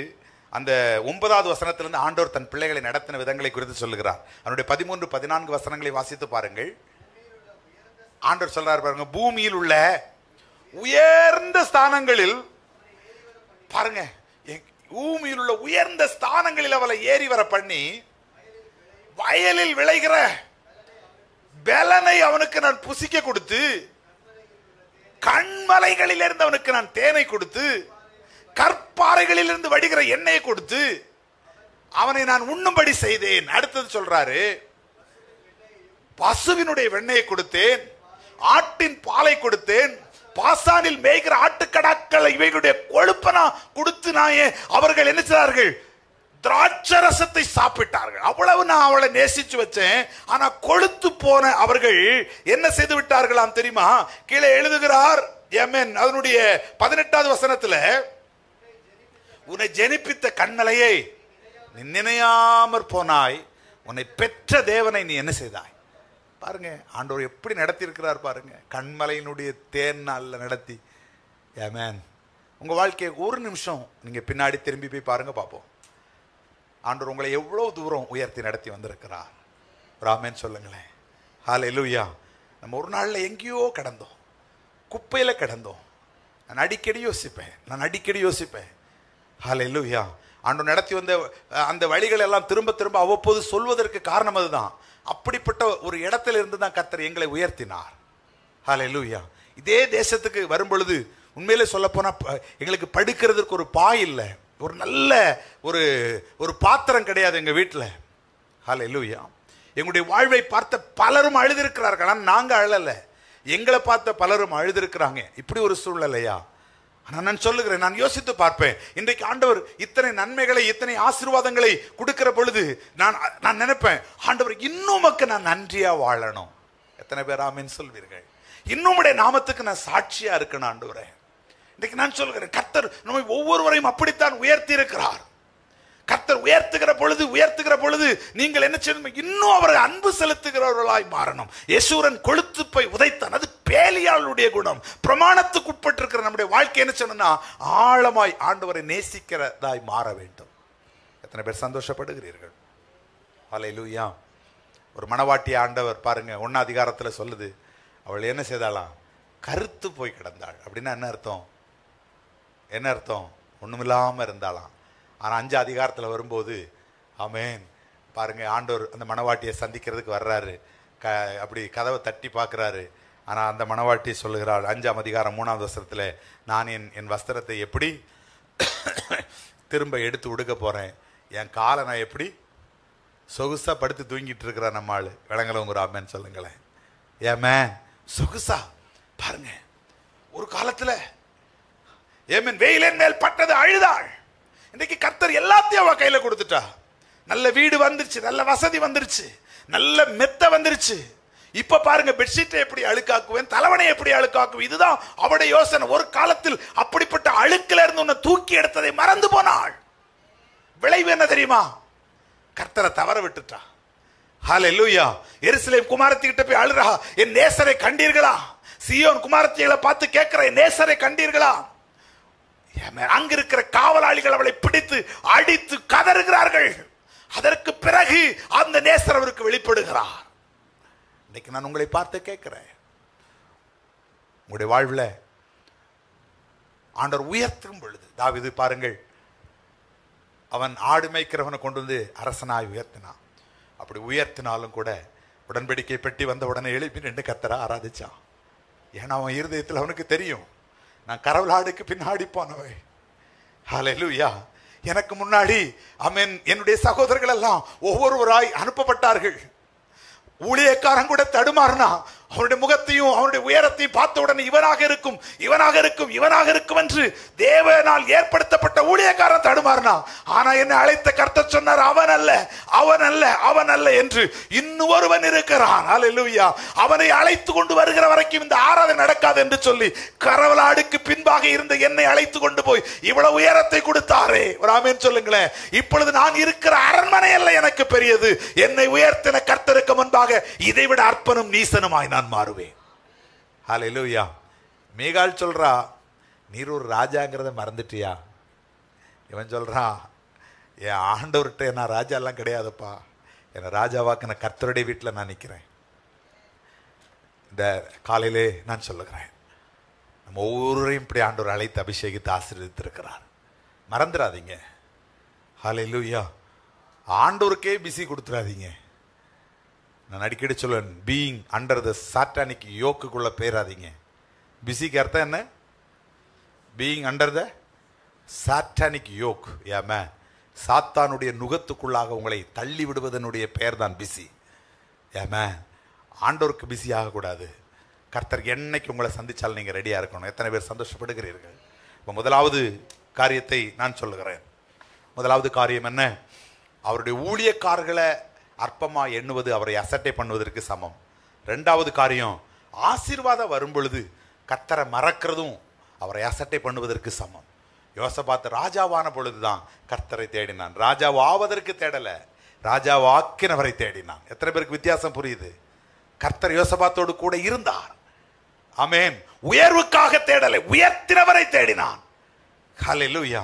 இன்னைக்கு நம்ம ஒவ்வொருவரும் சொல்லணும், ஆண்டவரே நான் ஒரு உயர்வுக்காக உம்மை தேடலப்பா, நீர் என்னை உயர்த்தினீரே, உம்மை தேடுகிறேன். சந்தோஷமா சொல்லுங்கள்.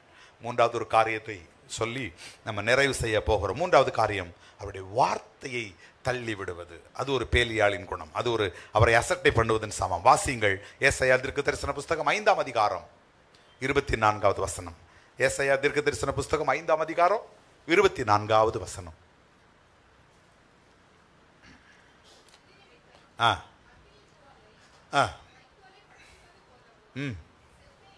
நெருப்புக்கு இரையாகி எரிவது போலவும் அவர்களுடைய வேர் வாடி அவருடைய துளிர் தூசியை போல் பறந்து போகும். யார் அவர்கள்?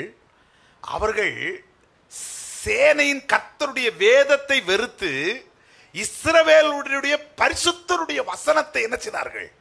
அசட்டை பண்ணினார்கள். அசட்டை பண்ணுகிற ஒரு அனுபவம். எதை அசட்டை பண்றாங்க? வசனத்தை அசட்டை பண்றாங்க. ஆண்டவர் சொல்றாரு, அப்படிப்பட்டவர்கள் அக்கினி ஜுவாலை ஒரு வைக்கோலை பட்சிக்கிறது போல நான் உங்களை பட்சிப்பேன். ஒரு ஆமேன்னு சொல்லுங்கள் பார்ப்போம். ஒரு செத்தையானது ஒரு நெருப்புக்குள்ள போய் அது பொசுக்குகிறது போல நான் அவர்களை பொசுக்கி விடுவேன். ஆமென். ஒரு துளிர் ஒரு தூசியில பறந்து போகிறது போல் அவர்கள் என் சமூகத்தை விட்டு பறக்கடிக்கப்படுவார்கள். யார் தெரியுமா? வேதம் சொல்லுகிறது, அவர்கள் சேனைகளுடைய கர்த்தருடைய வேதத்தை வெறுத்து இஸ்ரவேலுடைய கர்த்தருடைய வசனத்தை அவர்கள் என்ன செய்தார்கள்? அசட்டை பண்ணினார்கள். யோசித்து பாருங்கள், உங்க வாழ்க்கையில கர்த்தருடைய வசனத்தை நம்ம அசட்டை பண்ணியிருக்கிறோமா? அதை மட்டும்தான் பண்ணியிருக்கிறோம். எத்தனை பேருக்கு புரியுது? ஆமென். ஹலோ, வீட்டில் ஒரு கல்யாணம் வருதுன்னு வைங்களேன். ஒரு வீட்டில் ஒரு கல்யாணம் தீர்மானம் பண்ணப்படுது. முதல்ல எதை தூக்கி பார்ப்பீங்க? முதல்ல எதை தூக்கி பார்ப்பீங்க? இன்னைக்கு இருக்காங்க, ஒரு வேளை எல்லாரும் இல்லை, ஆனாலும் சிலர், ஆண்டவர் இறந்த பிள்ளைகள் கூட ஃபர்ஸ்ட் போய் என்ன செய்வான்? காலண்டரை தூக்கி பார்ப்போம். என்ன நல்ல ராகு காலமா சொல்லுங்க? ஏமே நல்ல நாளா கெட்ட நாளா பார்க்குறோமா இல்லையா? யோசித்து பாருங்க பார்ப்போம். அப்படி பார்க்கும்போது உங்க மனசிலாட்சி உங்களை குத்தாது? ஹல்லேலூயா. சர்வ வல்லவர் உங்களோட கூட இருக்கிற அந்த மனசாட்சி உங்களை குத்தல? வேதம் என்ன சொல்லுது பாருங்க. ஏசாயா 57:3-4. ஏசாயா 57:3-4 படியுங்கள். நாள் நான் பார்க்கிறவர் இல்ல, நாள் பார்க்கிறவரின் பிள்ளைகளே. உங்களுக்கு இன்னொரு பட்டத்தை கூட கர்த்தர் கொடுக்கிறார், நான் கொடுக்க மாட்டேன். அப்படி அடுத்து சொல்றாரு, விபச்சாரனுக்கும் வேசிக்கும் பிறந்த சந்ததியாரே கிட்டி வாருங்கள். இனி போய் காலண்டரை தூக்குவீங்க. ஆமென். ஹல்லேலூயா. யாரை அசட்டை பண்ணுகிறோம்? யோசித்து பாருங்க பார்ப்போம். ஒரு காலத்துல தூக்குனா, இன்னைக்கு நம்ம ஆண்டவர் சொல்றாரு, ஏமே உலகத்தின் முடிவு பரியந்தமும் சகல நாட்களில் நான் உன் கூட இருக்கிறேன்பா, நான் உன்னை விட்டு விலகுவதும் கைவிடுவதும் இல்லை என்பதுதான் கர்த்தருடைய வாக்கு தத்தமானால் எதற்கு பதில் இந்த காலண்டருடைய நாள்? யோசித்து பாருங்கள் பார்ப்போம். எத்தனை பேர் நம்ம ஆண்டவரை எந்தெந்த விதங்களில் எல்லாம் அசட்டை பண்ணி இருக்கிறோம்? நம்முடைய மனசாட்சியோடு கேட்டு பாருங்கள். ஹல்லேலூயா, ஹல்லேலூயா. நாள் பார்க்கிறது, நட்சத்திரம் பார்க்கிறது. ஒரு கல்யாண வீட்டுக்கு போயிருந்தேன். உண்மையாவே நான் கேட்ட காரியம். அங்க ஒருத்தர் சொல்றாரு, எல்லாம் கிறிஸ்தவங்க தான், ஒருத்தர் சொல்றாரு, சீக்கிரம் தாலியை கட்டு, அதுக்கப்புறம் பிரசங்கத்தை வச்சுக்க அப்படிங்கிறார். ஏன் நல்ல நேரம் முடிஞ்சிருமா? அதுக்குள்ள தாலியை கட்டிடணுமா, அப்புறம் பிரசங்கத்தை வச்சுக்கலாமா? யாருடைய பிரசங்கம் அது? யோசித்து பாருங்கள் பார்ப்போம். ஆண்டவர் சொல்றாரு பாருங்க, ஹல்லேலூயா, என் வேதத்தை நான் அவர்களுக்கு எழுதி கொடுத்தேன். ஐயோ, என் ஜனம் அறிவில்லாமல் சங்காரமாகிறார்கள். என் வேதத்தை நான் அவர்களுக்கு எழுதி கொடுத்தேன், அவர்கள் அதை அந்நிய காரியமாய் கண்டார்கள். என் வேதத்தை அவர்கள் மறந்தார்கள், நான் அவருடைய பிள்ளைகளை மறப்பேன். யோசித்து பாருங்க பார்ப்போம். தாலி கட்டுற நேரம் முக்கியமா பிரதர்? கர்த்தர் உங்க வாழ்க்கையில முக்கியமானவரா இருக்கிறாரா? எத்தனை நேரங்களில், எத்தனை இடங்களில் தேவனுடைய வார்த்தையை தள்ளிவிடக்கூடிய ஒரு இடத்துல நாம் வந்திருக்கிறோம். யோசித்து பாருங்க பார்ப்போம். யோசித்து பாருங்க நம்ம வாழ்க்கையில. நம்ம மனசாட்சி ஒரு யோசிங்க, நம்ம மனசாட்சி அதுல ஒரு சின்ன ஒரு இதாக கொண்டு வர வேண்டாமா? எங்கே இருந்து இந்த பாடங்களை கற்றுக்கொண்டோம்? ஹல்லேலூயா. கானா ஒரு கல்யாண வீட்டில் நான் ஏற்கனவே சொன்னேன், நல்ல நாளில் நடந்த கல்யாணம் தான் அது. எத்தனை பேருக்கு தெரியும்? இஸ்ரவேலர்களுக்கு 3ஆம் நாளை போல ஒரு விசேஷித்த நாள் உலகத்திலே கிடையாது. ஏன் தெரியுமா? அந்த 3ஆம் நாள் ஆண்டவர் 6 நாட்கள்ல உலகத்தை ஒவ்வொன்றாய் படைக்கிறார். ஆமென். 6 நாட்களும் ஆதியாகமத்தை எடுத்து வாசித்து பாருங்கள். ஒவ்வொரு படைப்புக்கு பிறகு நல்லது நல்லது நல்லது என்று கண்டார் என்று எழுதப்பட்டிருக்கும். ஆனா 3ஆவது நாள் படைப்புல மட்டும் 2 முறை கர்த்தர் சொல்லுவார், நல்லது என்று கண்டேன், நல்லது என்று கண்டேன். அதனால யூதனை பொறுத்தவரை அதனுடைய முகூர்த்த நாள் என்ன தெரியுமா? 3ஆவது நாள். ஏன்னா 3ஆவது நாள் என் பிள்ளைக்கு கல்யாணம் பண்ணி கொடுத்துட்டேன்னா அவன் 2 முறை கர்த்தர் நல்லதுன்னு சொன்னதுனால அவன் நல்லா இருப்பான். யூதனும் என்ன பார்த்துட்டான், அவனும் பார்த்தீங்கன்னா முகூர்த்தம் பார்த்தா கல்யாணம் பண்ணுவான். அதனாலதான் 3ஆவது நாள் கல்யாண மண்டபங்கள் கிடைக்காது, 3ஆவது நாள் உங்களுக்கு லேபேஸ் கிடைக்காது. 3ஆவது நாள் ஒரு கல்யாணம் பண்ணணும்னா அவ்வளவு எக்ஸ்பென்ஸ் அவன் பண்ணி ஆகணும். ஏன்னா முகூர்த்த நாள்ல கல்யாணம் பண்றது இல்ல. ஆனா அதே 3ஆவது நாள்ல தான் குறைவு பார்த்தான். ராமன் சொல்லுங்கள் பார்ப்போம். ஆனா என் கர்த்தர் வந்த வீட்டுல நான் சொல்றேன் 30 நாளும் குறைவு இல்லாம நடக்கும் பிரதர். 30 நாள் உனக்கு குறைவு இல்லாம நடக்கும். ஹல்லேலூயா, ஆமென். இந்தியாவுக்கு சுதந்திரம் கிடைச்சதே ஒரு ஆகாத நாள்ல தான் அப்படின்னு நான் கொஞ்ச நாளுக்கு முன்னாடி தான் படிச்சேன். எத்தனை பேருக்கு தெரியும் அது? எப்ப சுதந்திரம் கிடைச்சிச்சு பிரதர்? எனக்கு தான் புரியல. எப்ப கிடைச்சது? 1947 ஆகஸ்ட் 15 ராத்திரி. சொல்லுங்க, 12:01 கொடுக்கிறான். உலகத்திலேயே இரவு 12:01 சுதந்திரம் அறிவிக்கப்பட்ட ஒரே நாடு இந்தியா. இதெல்லாம் போய் படிங்க. ஏன் பிரதர் 12:1 கொடுத்தா நைட்டு தூங்கும்போது அப்படின்னு கேட்டா, இந்த சுதந்திரத்தை அறிவிக்கிறதுக்கு முன்னாடி, அந்த நாள் அறிவிக்கிறதுக்கு முன்னாடி, அந்த ஆகஸ்ட் 15ஆம் தேதி நாள் முழுசும் கெட்ட நாள், அந்த நாள்ல நீங்க இந்த சுதந்திரத்தை அறிவிக்கவே கூடாதுன்னு பூசாரிகள் சொல்றான். ஏன்னா அந்த நாள்ல நல்ல நாளே கிடையாது, நல்ல நேரமே கிடையாது. அப்படியே நீ அறிவிச்சாலும் அந்த தொடக்க நேரம் இருக்கு பாருங்க, அதுதான், அதாவது மோசமான நேரத்தில் கொஞ்சம் கம்மி, அதுவும் மோசம்தான், வேற ஆப்ஷனே கிடையாதுன்னா அந்த நேரத்தில் அறிவிச்சுக்கான்னு பூசாரிகள் சொன்ன நேரம் தான் என்ன செய்ய அறிவிச்சான். நான் சொல்றேன், அப்படிதான் சுதந்திரம் கிடைச்சாலும் கர்த்தர் உன்னை கைவிடவா செய்தாரு? விளங்குறவங்க மட்டும் ஒரு ஆமென் சொல்லுங்க. ஹல்லேலூயா. நான் ஒரு பாடலை எழுதினேன். வா தம்பி, யார்ப்பா பிள்ளைகள்?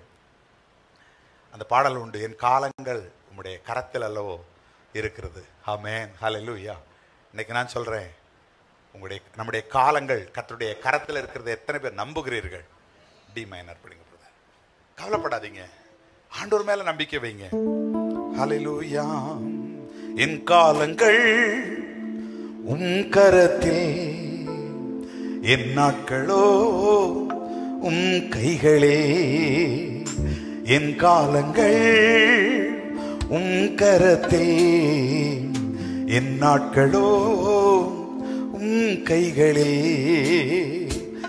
ஆமென். நம்பிக்கையோடு கூட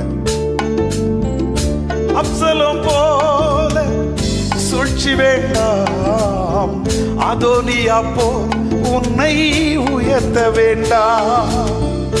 அப்சலோம் போல சூழ்ச்சி வேண்டாம், அதோனியா போல் உன்னை உயர்த்த வேண்டாம். ஏற்ற காலத்தில் உயர்த்திடுவார், ஏற்ற காலத்தில் உயர்த்திடுவார். பெயர் சொல்லி அழைத்தவர் நடத்திடுவார், ஏற்ற காலத்தில் உயர்த்திடுவார். என் காலங்கள் உம் கரத்தில், என் நாட்களோ உம் கைகளில். என் காலங்கள் உம் கரத்தில், என் நாட்களோ உம் கைகளில். காலங்களை கரத்தில் வைத்திருக்கிறார். ஆமென். அவருடைய பலத்த கரமும் ஓங்கிய புயமும் நம்ம நடத்தும். தேவனுடைய வார்த்தையை அசட்டை பண்ணிடக்கூடாது. நமக்கு நிறைய சிலர் பாருங்க, நல்லா உட்கார்ந்து வசனம் கேட்பாங்க, ஆமென், நல்லா உட்கார்ந்து பைபிள் படிப்பாங்க. ஆனா வாழ்வில் செயல்படுத்துகிற பொழுது அந்த வார்த்தை அவங்களோட பேசவே பேசாது. ஆமென். அவங்க பார்த்தாங்கன்னா அவங்க அப்படித்தானே செய்யறாங்க.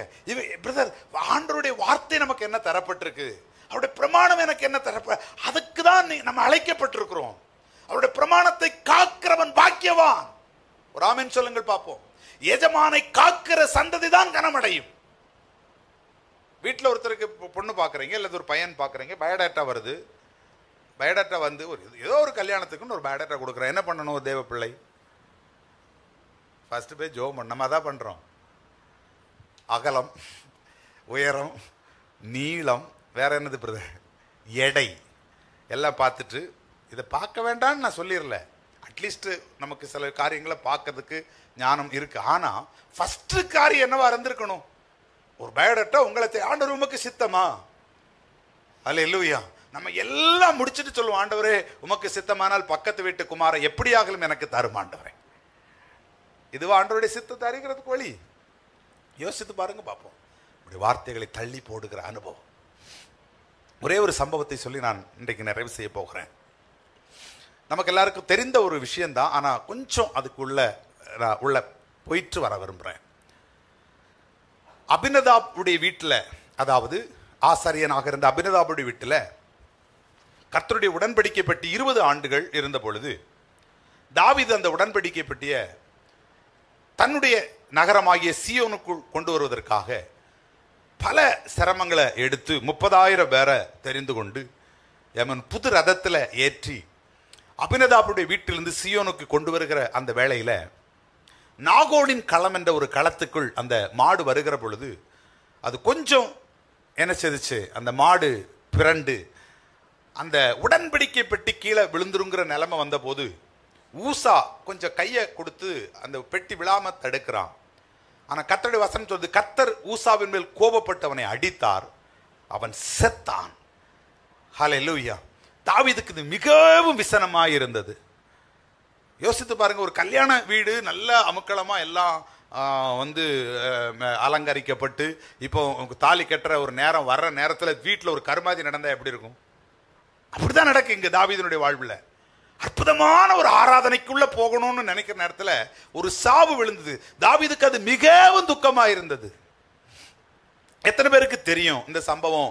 தாவீது எதனால இப்படி இந்த சம்பவம் நடந்துச்சு, ஊசாவை ஏன் அடிச்சான்? எனக்கு தெரியும். கையை தூக்கி காட்டுங்க பாப்போம். ஒருத்தருக்கும் தெரியாதா? ஆமென். எதுக்கு பிரதர்?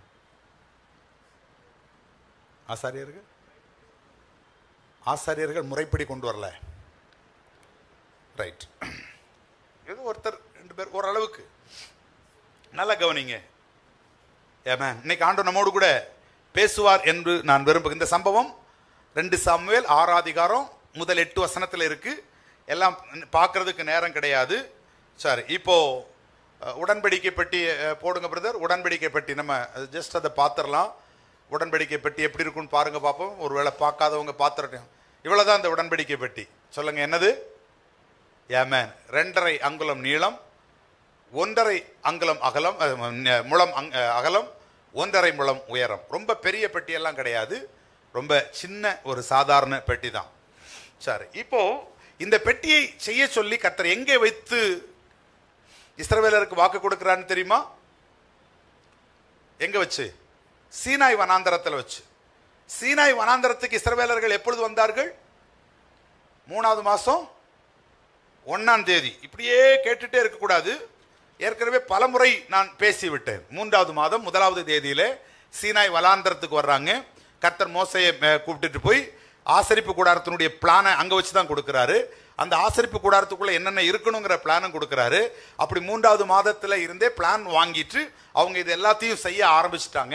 ஆகவே மிக விரைவாகவே இந்த கூடாரம் எழுப்பப்பட்டு இந்த பெட்டி எழுப்பப்பட்டு அது என்ன செய்து அப்படின்னு சொன்னா இஸ்ரவேலுக்குள்ள வருது. எல்லாரும் சொல்லுங்க ஒரு ஆமென். ஹல்லேலூயா. இதை குறித்து நீங்கள் யாத்திராகமம் புஸ்தகம் 25ஆம் அதிகாரத்தை உங்கள் வீடுகளில் போய் வாசித்தீங்கன்னா தெரியும்.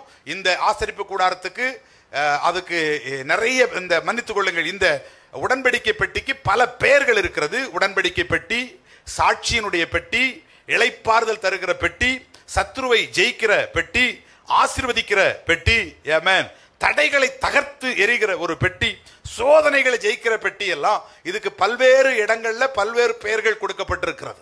இதற்குள்ளாக 3 முக்கியமான காரியம் இருக்கு. 1 என்னது? மன்னா. 2 ஆரோனுடைய தொழிற்த கோல், 3 கற்பலைகள்.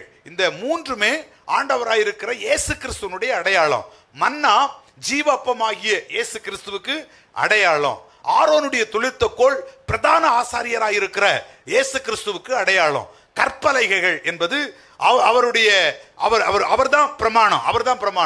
அவர்தான் பிரமாணத்தினுடைய நிறைவேறுதலாக இயேசு இருக்கிறார். இந்த 3மே இயேசு கிறிஸ்துவுக்கு அடையாளம்.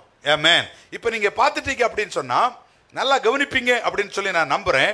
இப்பொழுது இந்த பெட்டியை குறித்து தான் நம்ம பார்க்கிறோம். இந்த பெட்டி என்பது எதனுடைய பிரதிபலிப்பு? எதனுடைய பிரதிபலிப்பு? ஆண்டவருடைய. இப்ப ஆசரிப்பு கூடாரத்தில் வைக்கிறது எல்லாமே யாருடைய பிரதிபலிப்பு தான்? தேவனுடைய பிரதிபலிப்பு தான் ஆசரிப்பு கூடாரத்துக்குள்ள இருக்கிற எல்லாமே. ஆனா உடன்படிக்கை பெட்டிங்கிறது நேரடியான பிரதிபலிப்பு. அதுதான் கர்த்தர். இப்போ ஒரு ஒரு யூதங்கிட்ட நீ போனீங்கன்னா, ஒரு அதாவது பழைய ஏற்பாட்டு சபைகிட்ட போயிட்டீங்கன்னா, எது பிரதர் கர்த்தர் கேட்டா அவன் எதை தான் கை நீட்டுவான்? உடன்படிக்கை. ஏன்னா அதுதான் டாப். அந்த கூடாரத்தில் இருக்கிறதுலயே தேவனை நேரடியாக பிரதிபலிப்பது எதுன்னு கேட்டீங்கன்னா உடன்படிக்கை பெட்டி. இப்பொழுது நான் புதிய ஏற்பாட்டு சபையாகி உங்களை பார்த்து கேட்கிறேன், இன்றைக்கு தேவனை நேரடியாய் உங்கள் வாழ்வில் பிரதிபலிப்பது எது? பாஸ்டரா, கொயரா, அப்புறம் இங்க இருக்கிறதான இன்ஸ்ட்ருமெண்டா, ஏற்கனவே சிலுவை வைத்திருந்தோம் அந்த சிலுவையா, இந்த கட்டிடம்? தேவனை உங்கள் வாழ்க்கையில நேரடியாய் பிரதிபலிப்பது எது? சத்தமா சொல்லுங்க. ஆமென்.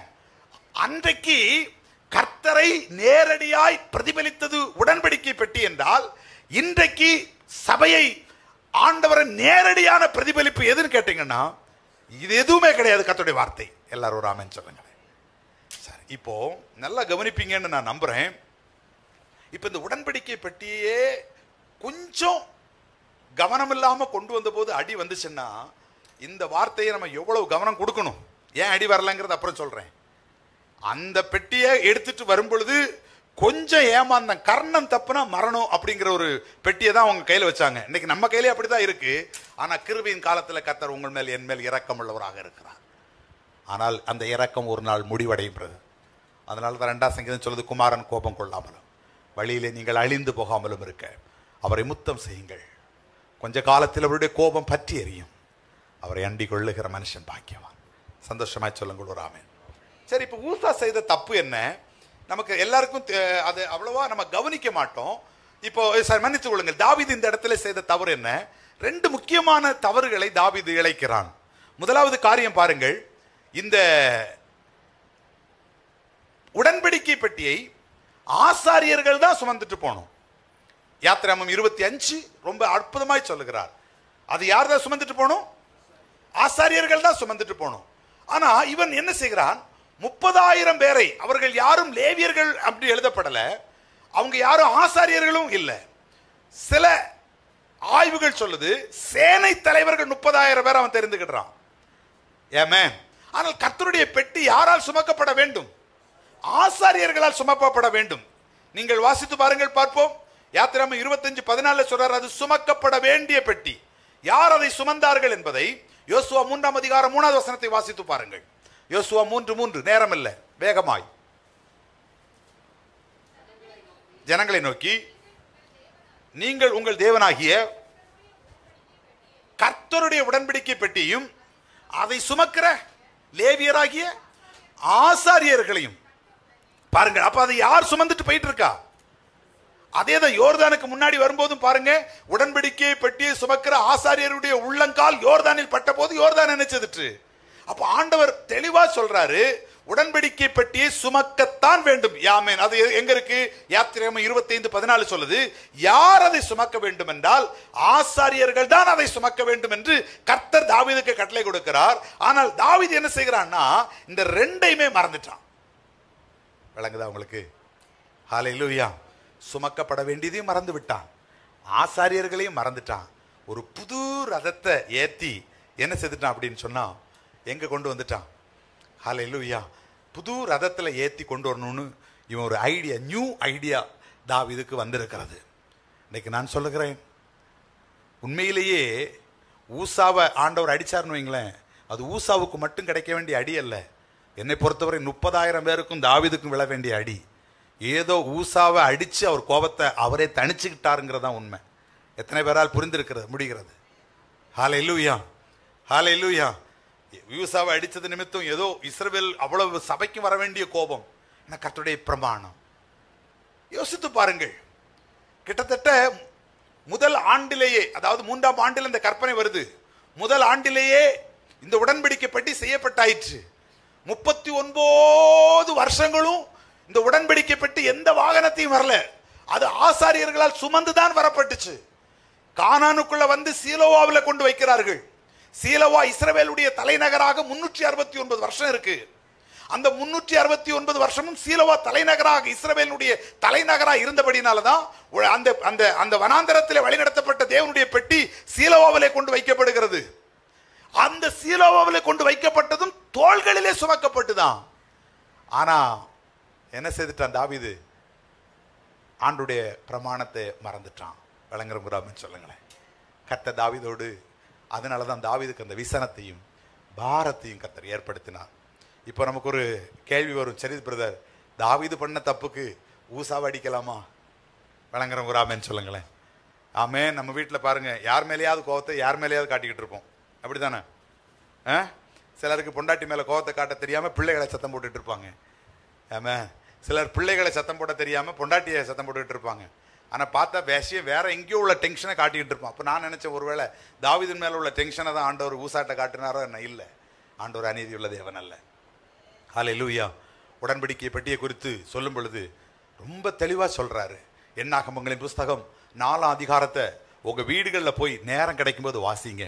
பாருங்கள், ஆசரிப்பு கூடாரத்தினுடைய ஊழியத்தை யார் தான் செய்யணும் தெரியுமா? லேவி புத்திரர்கள் தான் செய்யணும். அப்படி லேவி புத்திரர்கள் அந்த ஊழியத்தை செய்யும்போது, லேவி புத்திரர்கள் எல்லா ஊழியத்தையும் எல்லாரும் என்ன செய்து விடக்கூடாது? செய்துவிடக்கூடாது. நேரம் இல்லை, அதனால கொஞ்சம் வேகப்படுத்துகிறேன், கவனியுங்கள். எல்லா ஊழியத்தையும் எல்லாரும் செய்ய முடியாது. ஆமென். அந்த பரிசுத்த தலத்துக்கு அடுத்து எல்லா வேலைகளையும் ஆரோனும் அவனுடைய குமாரனும் என்ன செய்யணும். நல்ல கவனிங்க.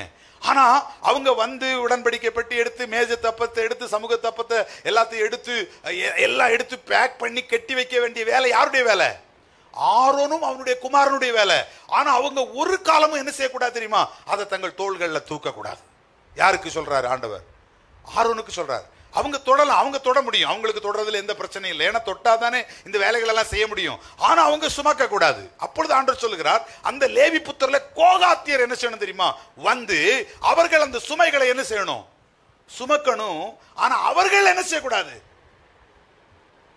தொடக்கூடாது. நல்ல கவனிங்க.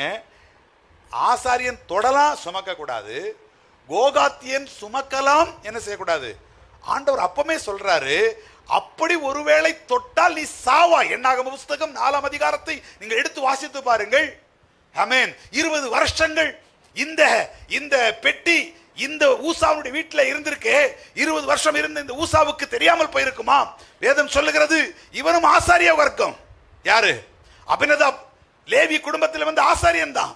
ஆனா அவனுக்கு நன்றாய் தெரியும், இது ஆரோனும் அவனுடைய குமாரர்களும் தவிர வேற யாரும் தொடக்கூடாதுன்னு தெரியும். ஆனா இவனுக்கு தெரிந்தாலும் ஒரு துணிச்சல் இவனுக்கு உண்டாகி, இவன் தேவனுடைய பெட்டியை தொட்டது நிமித்தமாய் கர்த்தர் என்ன செய்தார் தெரியுமா?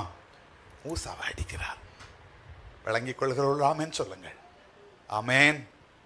நம்முடைய வாழ்வில் ஆமேன், வசனத்தை நம்ம கவனமா கொண்டு போகணும். வசனத்தை நம்ம கவனமா கொண்டு போகணும். இல்லை அப்படின்னு சொன்னா நிச்சயமாக அடி விழும். ஹல்லேலூயா. இந்த புது ரதத்தில் தாவீது இந்த பெட்டியை கொண்டு வர்றதனுடைய இந்த ஐடியா தாவீதுக்கு எப்படி கிடைச்சிருக்கும்னு நினைக்கிறீங்க? ஏதோ ஒரு ஐடியா வேணும்ல. சுமந்து 39 வருஷம் சுமக்கப்பட்ட பெட்டி, சீலோவாவுக்கு சுமந்து கொண்டு வர பெட்டியை ஒரு ரதத்தில் கொண்டு போகணும்னா தாவீதுக்கு ஏதாவது ஒரு பழக்கமோ ஒரு ஐடியாவோ வேணுமா வேண்டாமா? கொஞ்சம் பின்னாடி நீங்க போனீங்கன்னா, கொஞ்சம் பேக்கில் வந்தீங்கன்னா விஷயம் உங்களுக்கு தெரியும். சீலோவாவில் இருந்த தேவனுடைய பெட்டியை ஒரு நாள் பாருங்கள், இஸ்ரவேலுக்கும் பெலிஸ்தியருக்கும் யுத்தம் உண்டாகிறது. யுத்தம் வரும்போது பெலிஸ்தியருடைய கை ஓங்குறது. இதனால் இஸ்ரவேலர்கள் கலங்கி போகிறார்கள். அவங்க கலங்கிட்டு என்ன நடக்கிறாங்க அப்படின்னா, அவங்க ஒரு தீர்மானம் எடுக்கிறாங்க, கர்த்தருடைய பெட்டியை நம்ம கொண்டு வந்து வச்சிருவோம், கர்த்தருடைய பெட்டிக்கு விரோதமாக எவனும் ஒன்றும் பண்ண முடியாது. அப்படி சீலோவாவிலே ஓப்னியும் பினகாசும் பாதுகாப்பா பக்கத்தில் இருக்காங்க. அவங்ககிட்ட இருந்து அந்த பெட்டியை வாங்கிட்டு பெலிஸ்தியருடைய யுத்த களத்துக்குள்ளே கொண்டு வருகிறாங்க. நீங்க அந்த சம்பவங்கள் எல்லாம் வீடுகளில் போய் வாசித்து பாருங்கள். ஆமென். அந்த பெட்டி வரும்பொழுது மகா சத்தமா இஸ்ரவேலர்கள் ஆரம்பித்தார்கள். இப்ப பெட்டி வந்ததுன்னு இல்ல, அந்த எதிரிகள் அதாவது பெலிஸ்தியர்கள் என்ன கேள்விப்படுகிறார்கள் என்றால், ஐயோ இஸ்ரவேலுடைய தேவன் பாளையத்துக்குள் வந்து விட்டார் என்ற செய்திகள் ஜாதிகள் கேட்கிறார்கள். கர்த்தரே வந்துட்டார் ஐயா பாளையத்துக்குள்ள.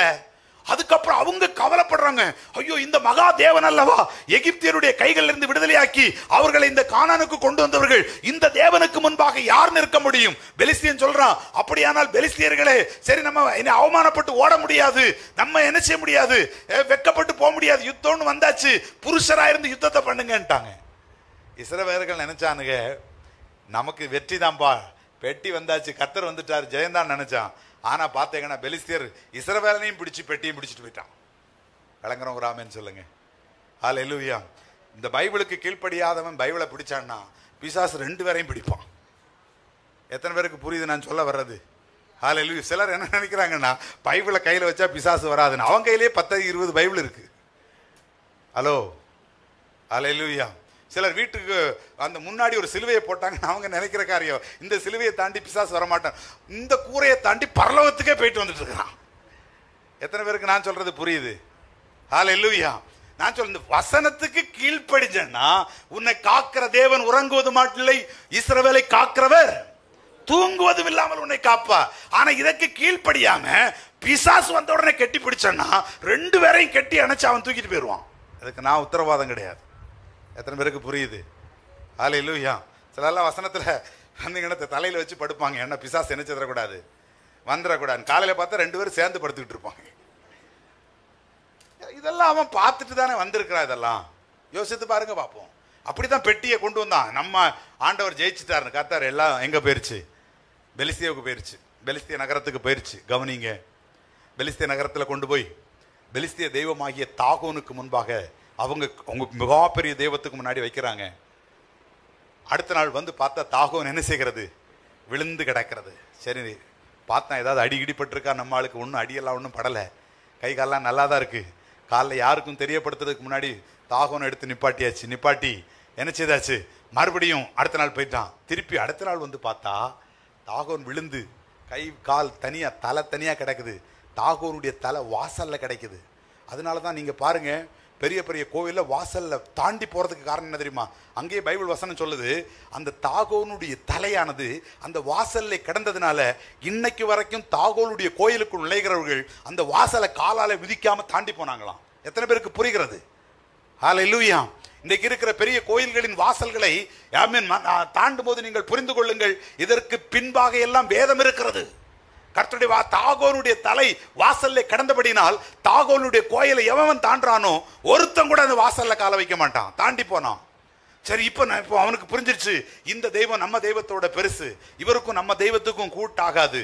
அதனால ஒரு காரியம், இதை நம்ம எங்கேயாவது அனுப்புவோம்னு சொல்லி ஒவ்வொரு ஊரா அனுப்பணும். இந்த சம்பவம் எல்லாம் நமக்கு தெரியும். ஒவ்வொரு ஊரா அனுப்பும் பொழுது அதுக்கு என்ன வந்துச்சு? மூல வியாதிகளினால் அநேகரை கர்த்தர் அடித்தார். எல்லாரும் சொல்லுங்க பார்ப்போம். அப்போ பெலிஸ்தர்கள் கதர்னாங்க, வேண்டாம், இது என்ன செய்யறது? இப்போ நேரடியாக கொண்டு போய் இஸ்ரவேலுக்கு கொடுக்கறதுக்கும் இவனுக்கு கொஞ்சம் என்னது ஈகோ பிரச்சனை இருக்கு. அதனால இது எப்படியாவது கடத்தி இஸ்ரவேலுக்குள்ள எங்கேயாவது ஒரு இடத்துல வச்சுட்டு வந்துடலாம், அல்லது ஆமேன் எங்கேயாவது கூட்டு போய் கொண்டு வச்சிடலான்னு சொல்லி பைபிள் வசனத்துல ரொம்ப தெளிவா நீங்க பாத்தீங்கன்னா அவர்கள் என்ன செய்கிறார்கள்? 1 சாமுவேல் 6ஆம் அதிகாரம் 7வது வசனம் வாசியுங்கள். 1 சாமுவேல் 6ஆம் அதிகாரம் 7வது வசனம். புது வண்டில் செய்து, நல்ல கவனிங்க, முதல் முறையாய் புது வண்டில் செய்து, அதுதான் ரதம். புது வண்டில் செய்து ஒரு கறவை மாடுகளை எடுத்து அதை கட்டி அதுல வச்சு என்ன செய்துட்டாங்க? இதுவரைக்கும் சுமக்கப்பட்டிருந்த அந்த உடன்படிக்கை பெட்டியை முதலாவது பெலிஸ்தியர்கள் தான் என்ன செய்றாங்கன்னா ஒரு வாகனத்துல வச்சு அழைச்சிட்டு வர்றாங்க. ஒரு ஆமென் சொல்லுங்களேன். இப்ப உங்களுக்கு எத்தனை பேருக்கு புரியுது தாவீதுக்கு இந்த ஐடியா எங்க இருந்து வந்திருக்குன்னு? விளங்குறவங்க ஆமென் சொல்லுங்களேன். இன்னைக்கு கிறிஸ்தவங்களுக்கு ஐடியா நிறைய வருது, ஒண்ணு கூட பைபிள்ல இருந்து வர மாட்டேங்குது. எல்லாம் உலகத்தை பார்த்து அவங்க அப்படி செய்யறாங்கன்னா நம்ம இப்படி செய்யணும். விளங்குறவங்க ஆமென் சொல்லுங்க. ஹல்லேலூயா. வீடை பால் காய்க்கும் போது சந்தனத்தை அள்ளி காம்பவுண்ட்ல பூசுற, எங்க இருந்து இந்த ஐடியா வந்துச்சு? பைபிள்ல எங்கேயாவது அப்படி பூசினாங்களா? அவன் பூசினா பாஸ்டர், நான் பூசுகிறேன். யோசிச்சு பாருங்க, அந்த சந்தனமா பாதுகாக்க போகிறது. ஆட்டுக்குட்டியினுடைய ரத்தம் தளிக்கப்பட்ட வீடுகளுக்குள் பாதுகாப்பு இருக்கிறது.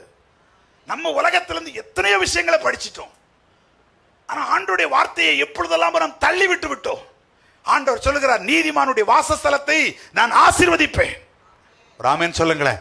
உன் அலங்கத்துக்குள்ளே சமாதானமும் உன் அரண்மனைக்குள்ளே சுகமும் இருக்கும். ஹல்லேலூயா. தாவீது சொல்லுகிறான், ஆண்டவரே என்னுடைய வீடு என்றென்றைக்கு உமக்கு முன்பாக நிற்கும்படி நீர் அதை ஆசீர்வதிக்கணும். சந்தனத்தை பூசி ஆசீர்வதிக்கல.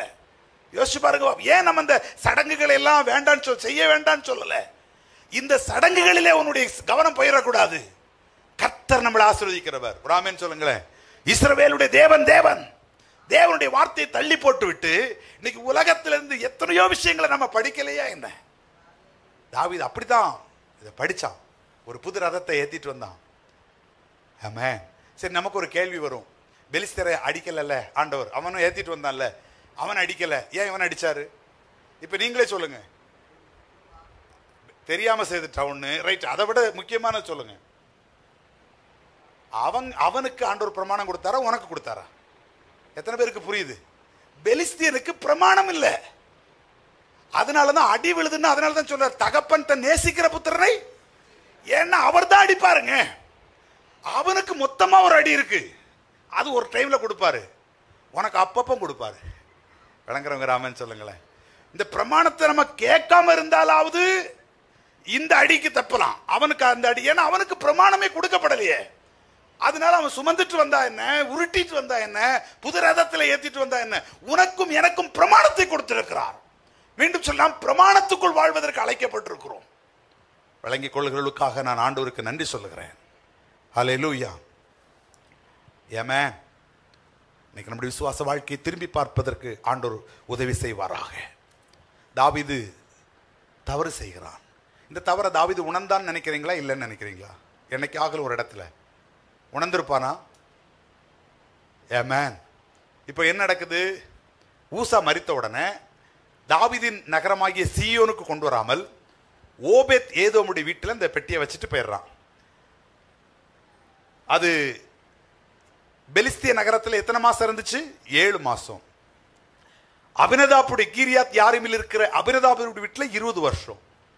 ஓதேப் ஏதோமுடைய வீட்டில் 3 மாசம். கர்த்தர் ஓதேப் ஏதோமை ஆசீர்வதித்ததை காட்ட உடனே திருப்பி எடுத்துட்டு வரணும்னு நினைக்கிறான், தாவீது நினைக்கிறான். அப்போ அவன் சொல்லுகிற காரியம் 1 நாளாகமம் 15ஆம் அதிகாரம் 12வது வசனம் 13வது வசனம். 1 நாளாகமம் 15ஆம் அதிகாரம் 12, 13 வசனங்களை வாசியுங்கள் சீக்கிரமாய். இப்ப பாருங்க, லேவியரில் முதல்ல எல்லா மக்களையும் கூப்பிடுறான், சேனை தலைவர்களை கூப்பிடுறான். இப்ப யாரை தெரிகிறான் பாருங்க, லேவியரில் பிதாக்களுடைய சந்ததிகளின் தலைவர், நீங்கள் இஸ்ரவேலுடைய கர்த்தரின் பெட்டியை நான் ஆயத்தம் பண்ண ஸ்தலத்துக்கு கொண்டு வரும்படி உங்களையும் உங்கள் சகோதரையும் என்ன செய்யுங்கள். அப்பா நீங்க தான்ப்பா பண்ணணும், அதுவும் எடக்கு முடக்கா பண்ணிடாதீங்கப்பா, உங்களை பரிசுத்தப்படுத்தி எடுத்துட்டு வாங்க. ராமேன்னு சொல்லுங்களேன். முதல்ல 30,000 பேரை எடுக்கும்போது லேவியரையும் தெரிந்து கொள்ளல, பரிசுத்தப்படுத்தவும் சொல்லல, எடுக்கணும்னு நினைச்சான். இப்ப சொல்றான் லேவியர் எடுக்கட்டும், அதை பரிசுத்தமா எடுங்கப்பா. விளங்குறவங்க அப்படின்னு சொல்லுங்களேன். இன்னைக்கு நான் சொல்றேன், கர்த்தரை ஆராதிக்க வந்திருக்கிற லேவியரே ஆசாரியரே, ஏமேன், பரிசுத்தமாய் கர்த்தரை நம் ஆராதிக்க வரும்பொழுதுதான் நம்முடைய ஆராதனை ஏற்கப்படும் என்பதை எத்தனை பேர் உண்மையாக உணர்ந்து ஆண்டுடைய சமூகத்தில் வந்திருக்கிறீர்கள்? ஹல்லேலூயா. எத்தனை பேர் உண்மையிலே இந்த இடத்துக்கு வருவதற்கு முன்பாக, ஆண்டவரே உம்முடைய பரிசுத்தமான வீட்டுக்குள்ள என்ன கொண்டு வர்றீங்களே, என்னுடைய அழுக்குகளை கழுகி என்னுடைய பாவங்களை கழுகி உம்முடைய சமூகத்தில் இருந்து உம்முடைய ஆசீர்வாதங்களை நான் அனுபவிக்கிற ஒரு பாத்திரமா என்ன வைங்கன்னு சொல்லி உண்மையா ஜெபம் பண்ணிட்டு வந்தீங்க. கர்த்தர் நல்லவர். ஹல்லேலூயா. பரிசுத்தப்படுத்திக் கொள்ளுங்கள். அடுத்து சொல்றாரு பாருங்க, அடுத்த வசனம் தான் ரொம்ப ரொம்ப முக்கியமான வசனம்.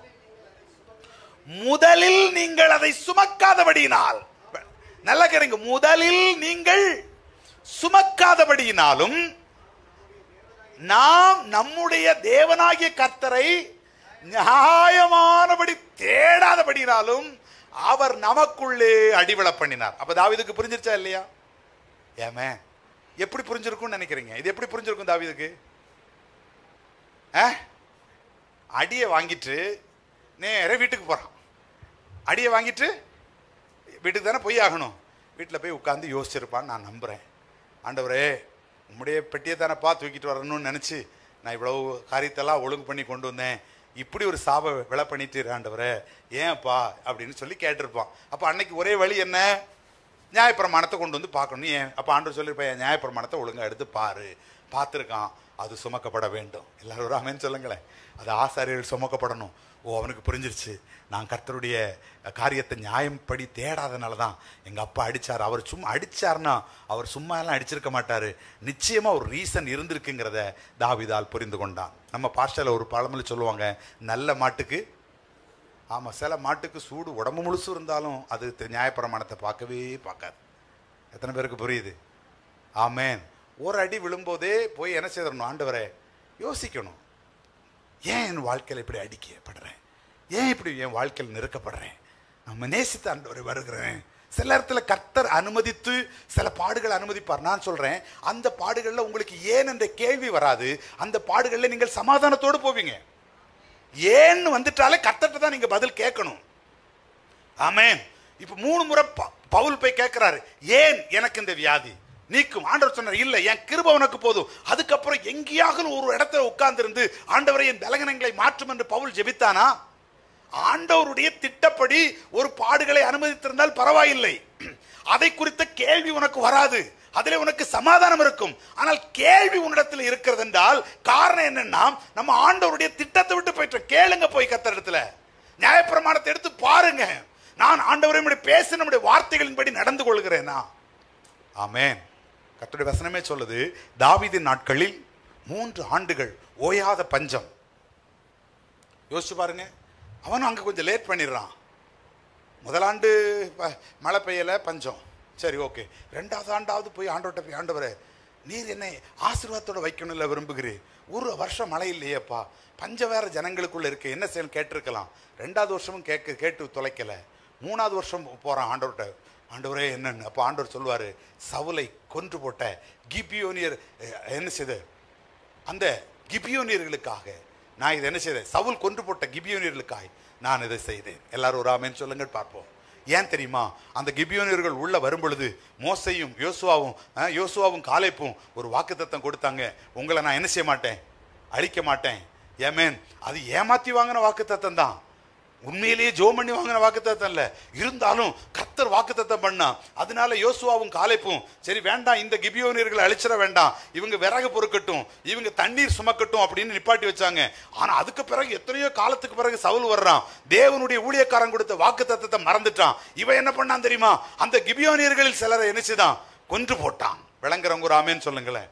கர்த்தர் தேசத்திலே மழையை தடுத்தார். அது எத்தனை வருஷத்துக்கு அப்புறம் நடக்குது, தாவீதின் காலத்தில் நடக்குது. ஏன்னா நம்ம ஆண்டவர் ஒவ்வொன்றையும் நியாயத்தில் கொண்டு வருவார். விளங்குறவங்க ஆமென் சொல்லுங்களேன். முதலாண்டே போய் கேட்டிருந்தான்னா கர்த்தர் பதில் கொடுத்திருப்பார். உங்க வாழ்க்கையில அடிக்கப்படுகிற பொழுது, உங்கள் வாழ்க்கையில நீங்கள் வேதனையை நீங்கள் எடுத்துக்கொள்ளுகிற பொழுது, நீங்கள் திரும்பி பார்க்க வேண்டிய காரியம், ஆண்டவரே உங்களுடைய பிரமாணத்தை எங்கேயாகலும் நான் விட்டிருக்கிறேனா, உங்களுடைய வார்த்தையை நான் வழிவிலக செய்திருக்கிறேனா. எல்லாரும் சொல்லுங்க பாப்போம் ஒரு ஆமென். ஹல்லேலூயா.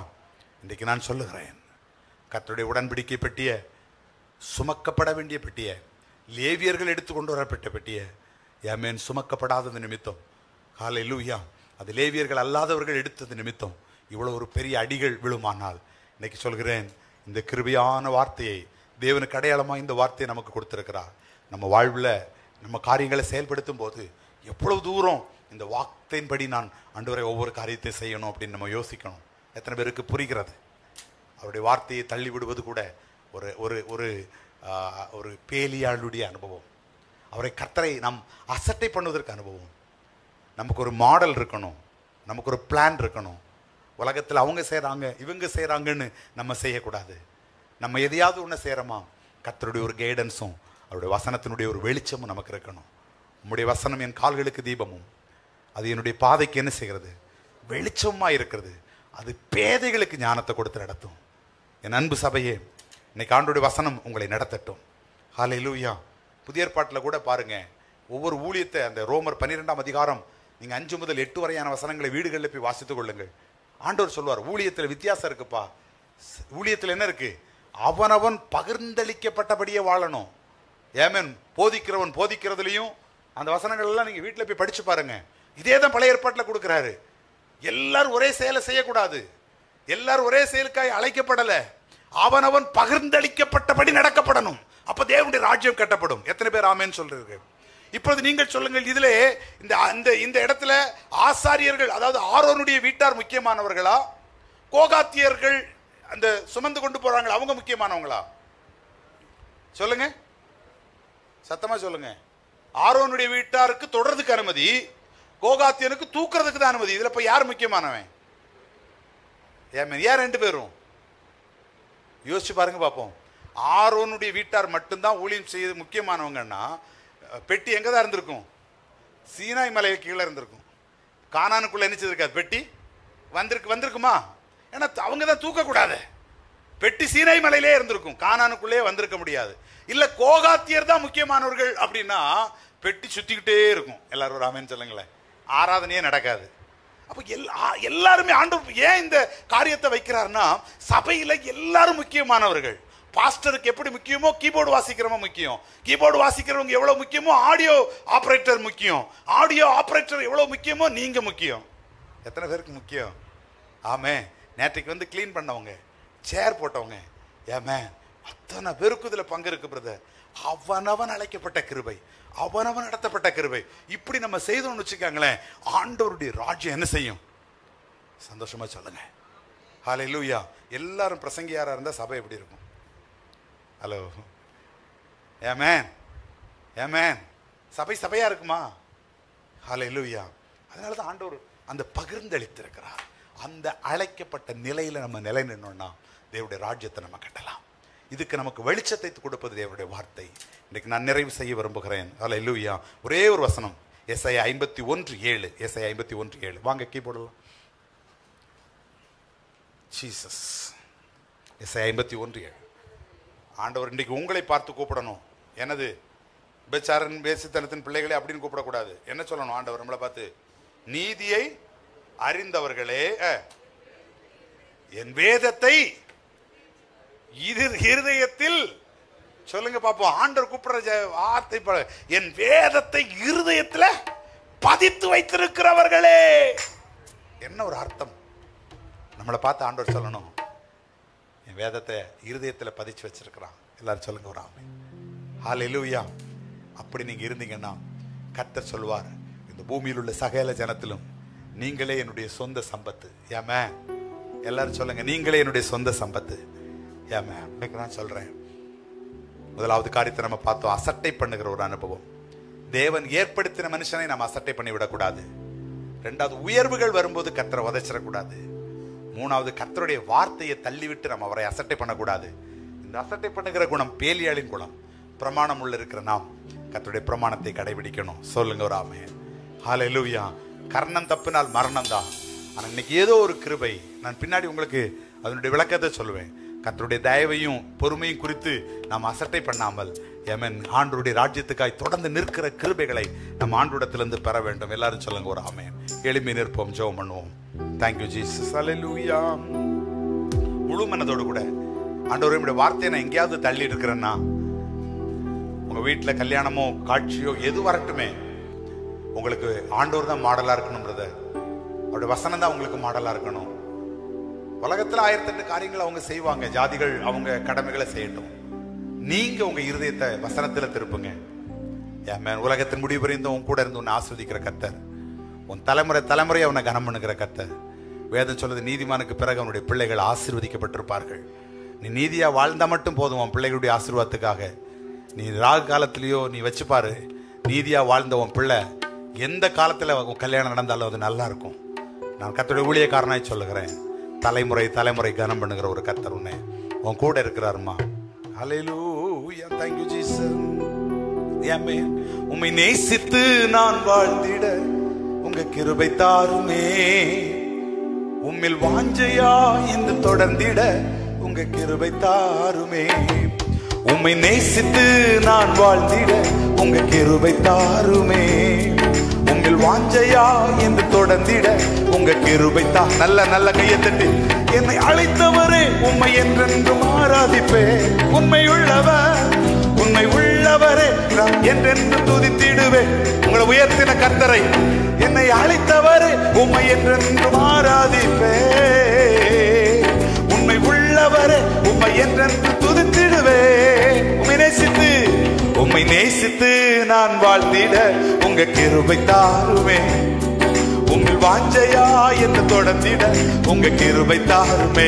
சொல்லுங்க பாப்பா. உம்மை நேசித்து நான் வாழ்ந்திட உங்க கிருபை தாருமே. உம்மில் வாஞ்சையா என்று தொடர்ந்திட உங்க கிருபை தாருமே. மீகாள் மாதிரி இருதயத்திலிருந்து ஆராதிக்க முடியாது. தாவீது மாதிரி உங்க தாழ்மையை நினைச்சு பாருங்க. ஆடுகளுக்கு பின்பாக இருந்த நம்ம அரசனாக்கினாரே. ஹல்லேலூயா. நம்ம ஒவ்வொருவருக்கும் அப்படிப்பட்ட கிருபைகளை கர்த்தர் கொடுத்திருக்கிறார்.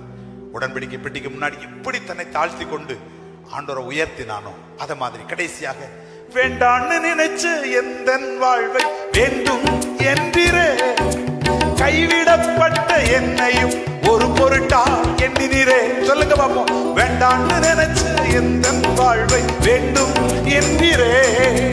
கைவிடப்பட்ட என்னையும் ஒரு பொருட்டா எண்ணினீரே. இயேசுவே உந்தனின் அன்பையே பாடிடுவே. இயேசுவே உந்தனின் கிருபையை உயர்த்திடுவே. எல்லாருமாக இயேசுவே உந்தனின் அன்பையே பாடிடுவே. இயேசுவே உந்தனின் கிருபையை உயர்த்திடுவே. என்னை அழைத்தவரே உம்மை என்றென்றும் ஆராதிப்பேன். உண்மை உள்ளவரே உம்மை என்றென்று துதித்திடுவே. என்னை அழைத்தவரே உம்மை என்றென்றும் ஆராதிப்பேன். உண்மை உள்ளவரே உம்மை என்றென்று துதித்திடுவே.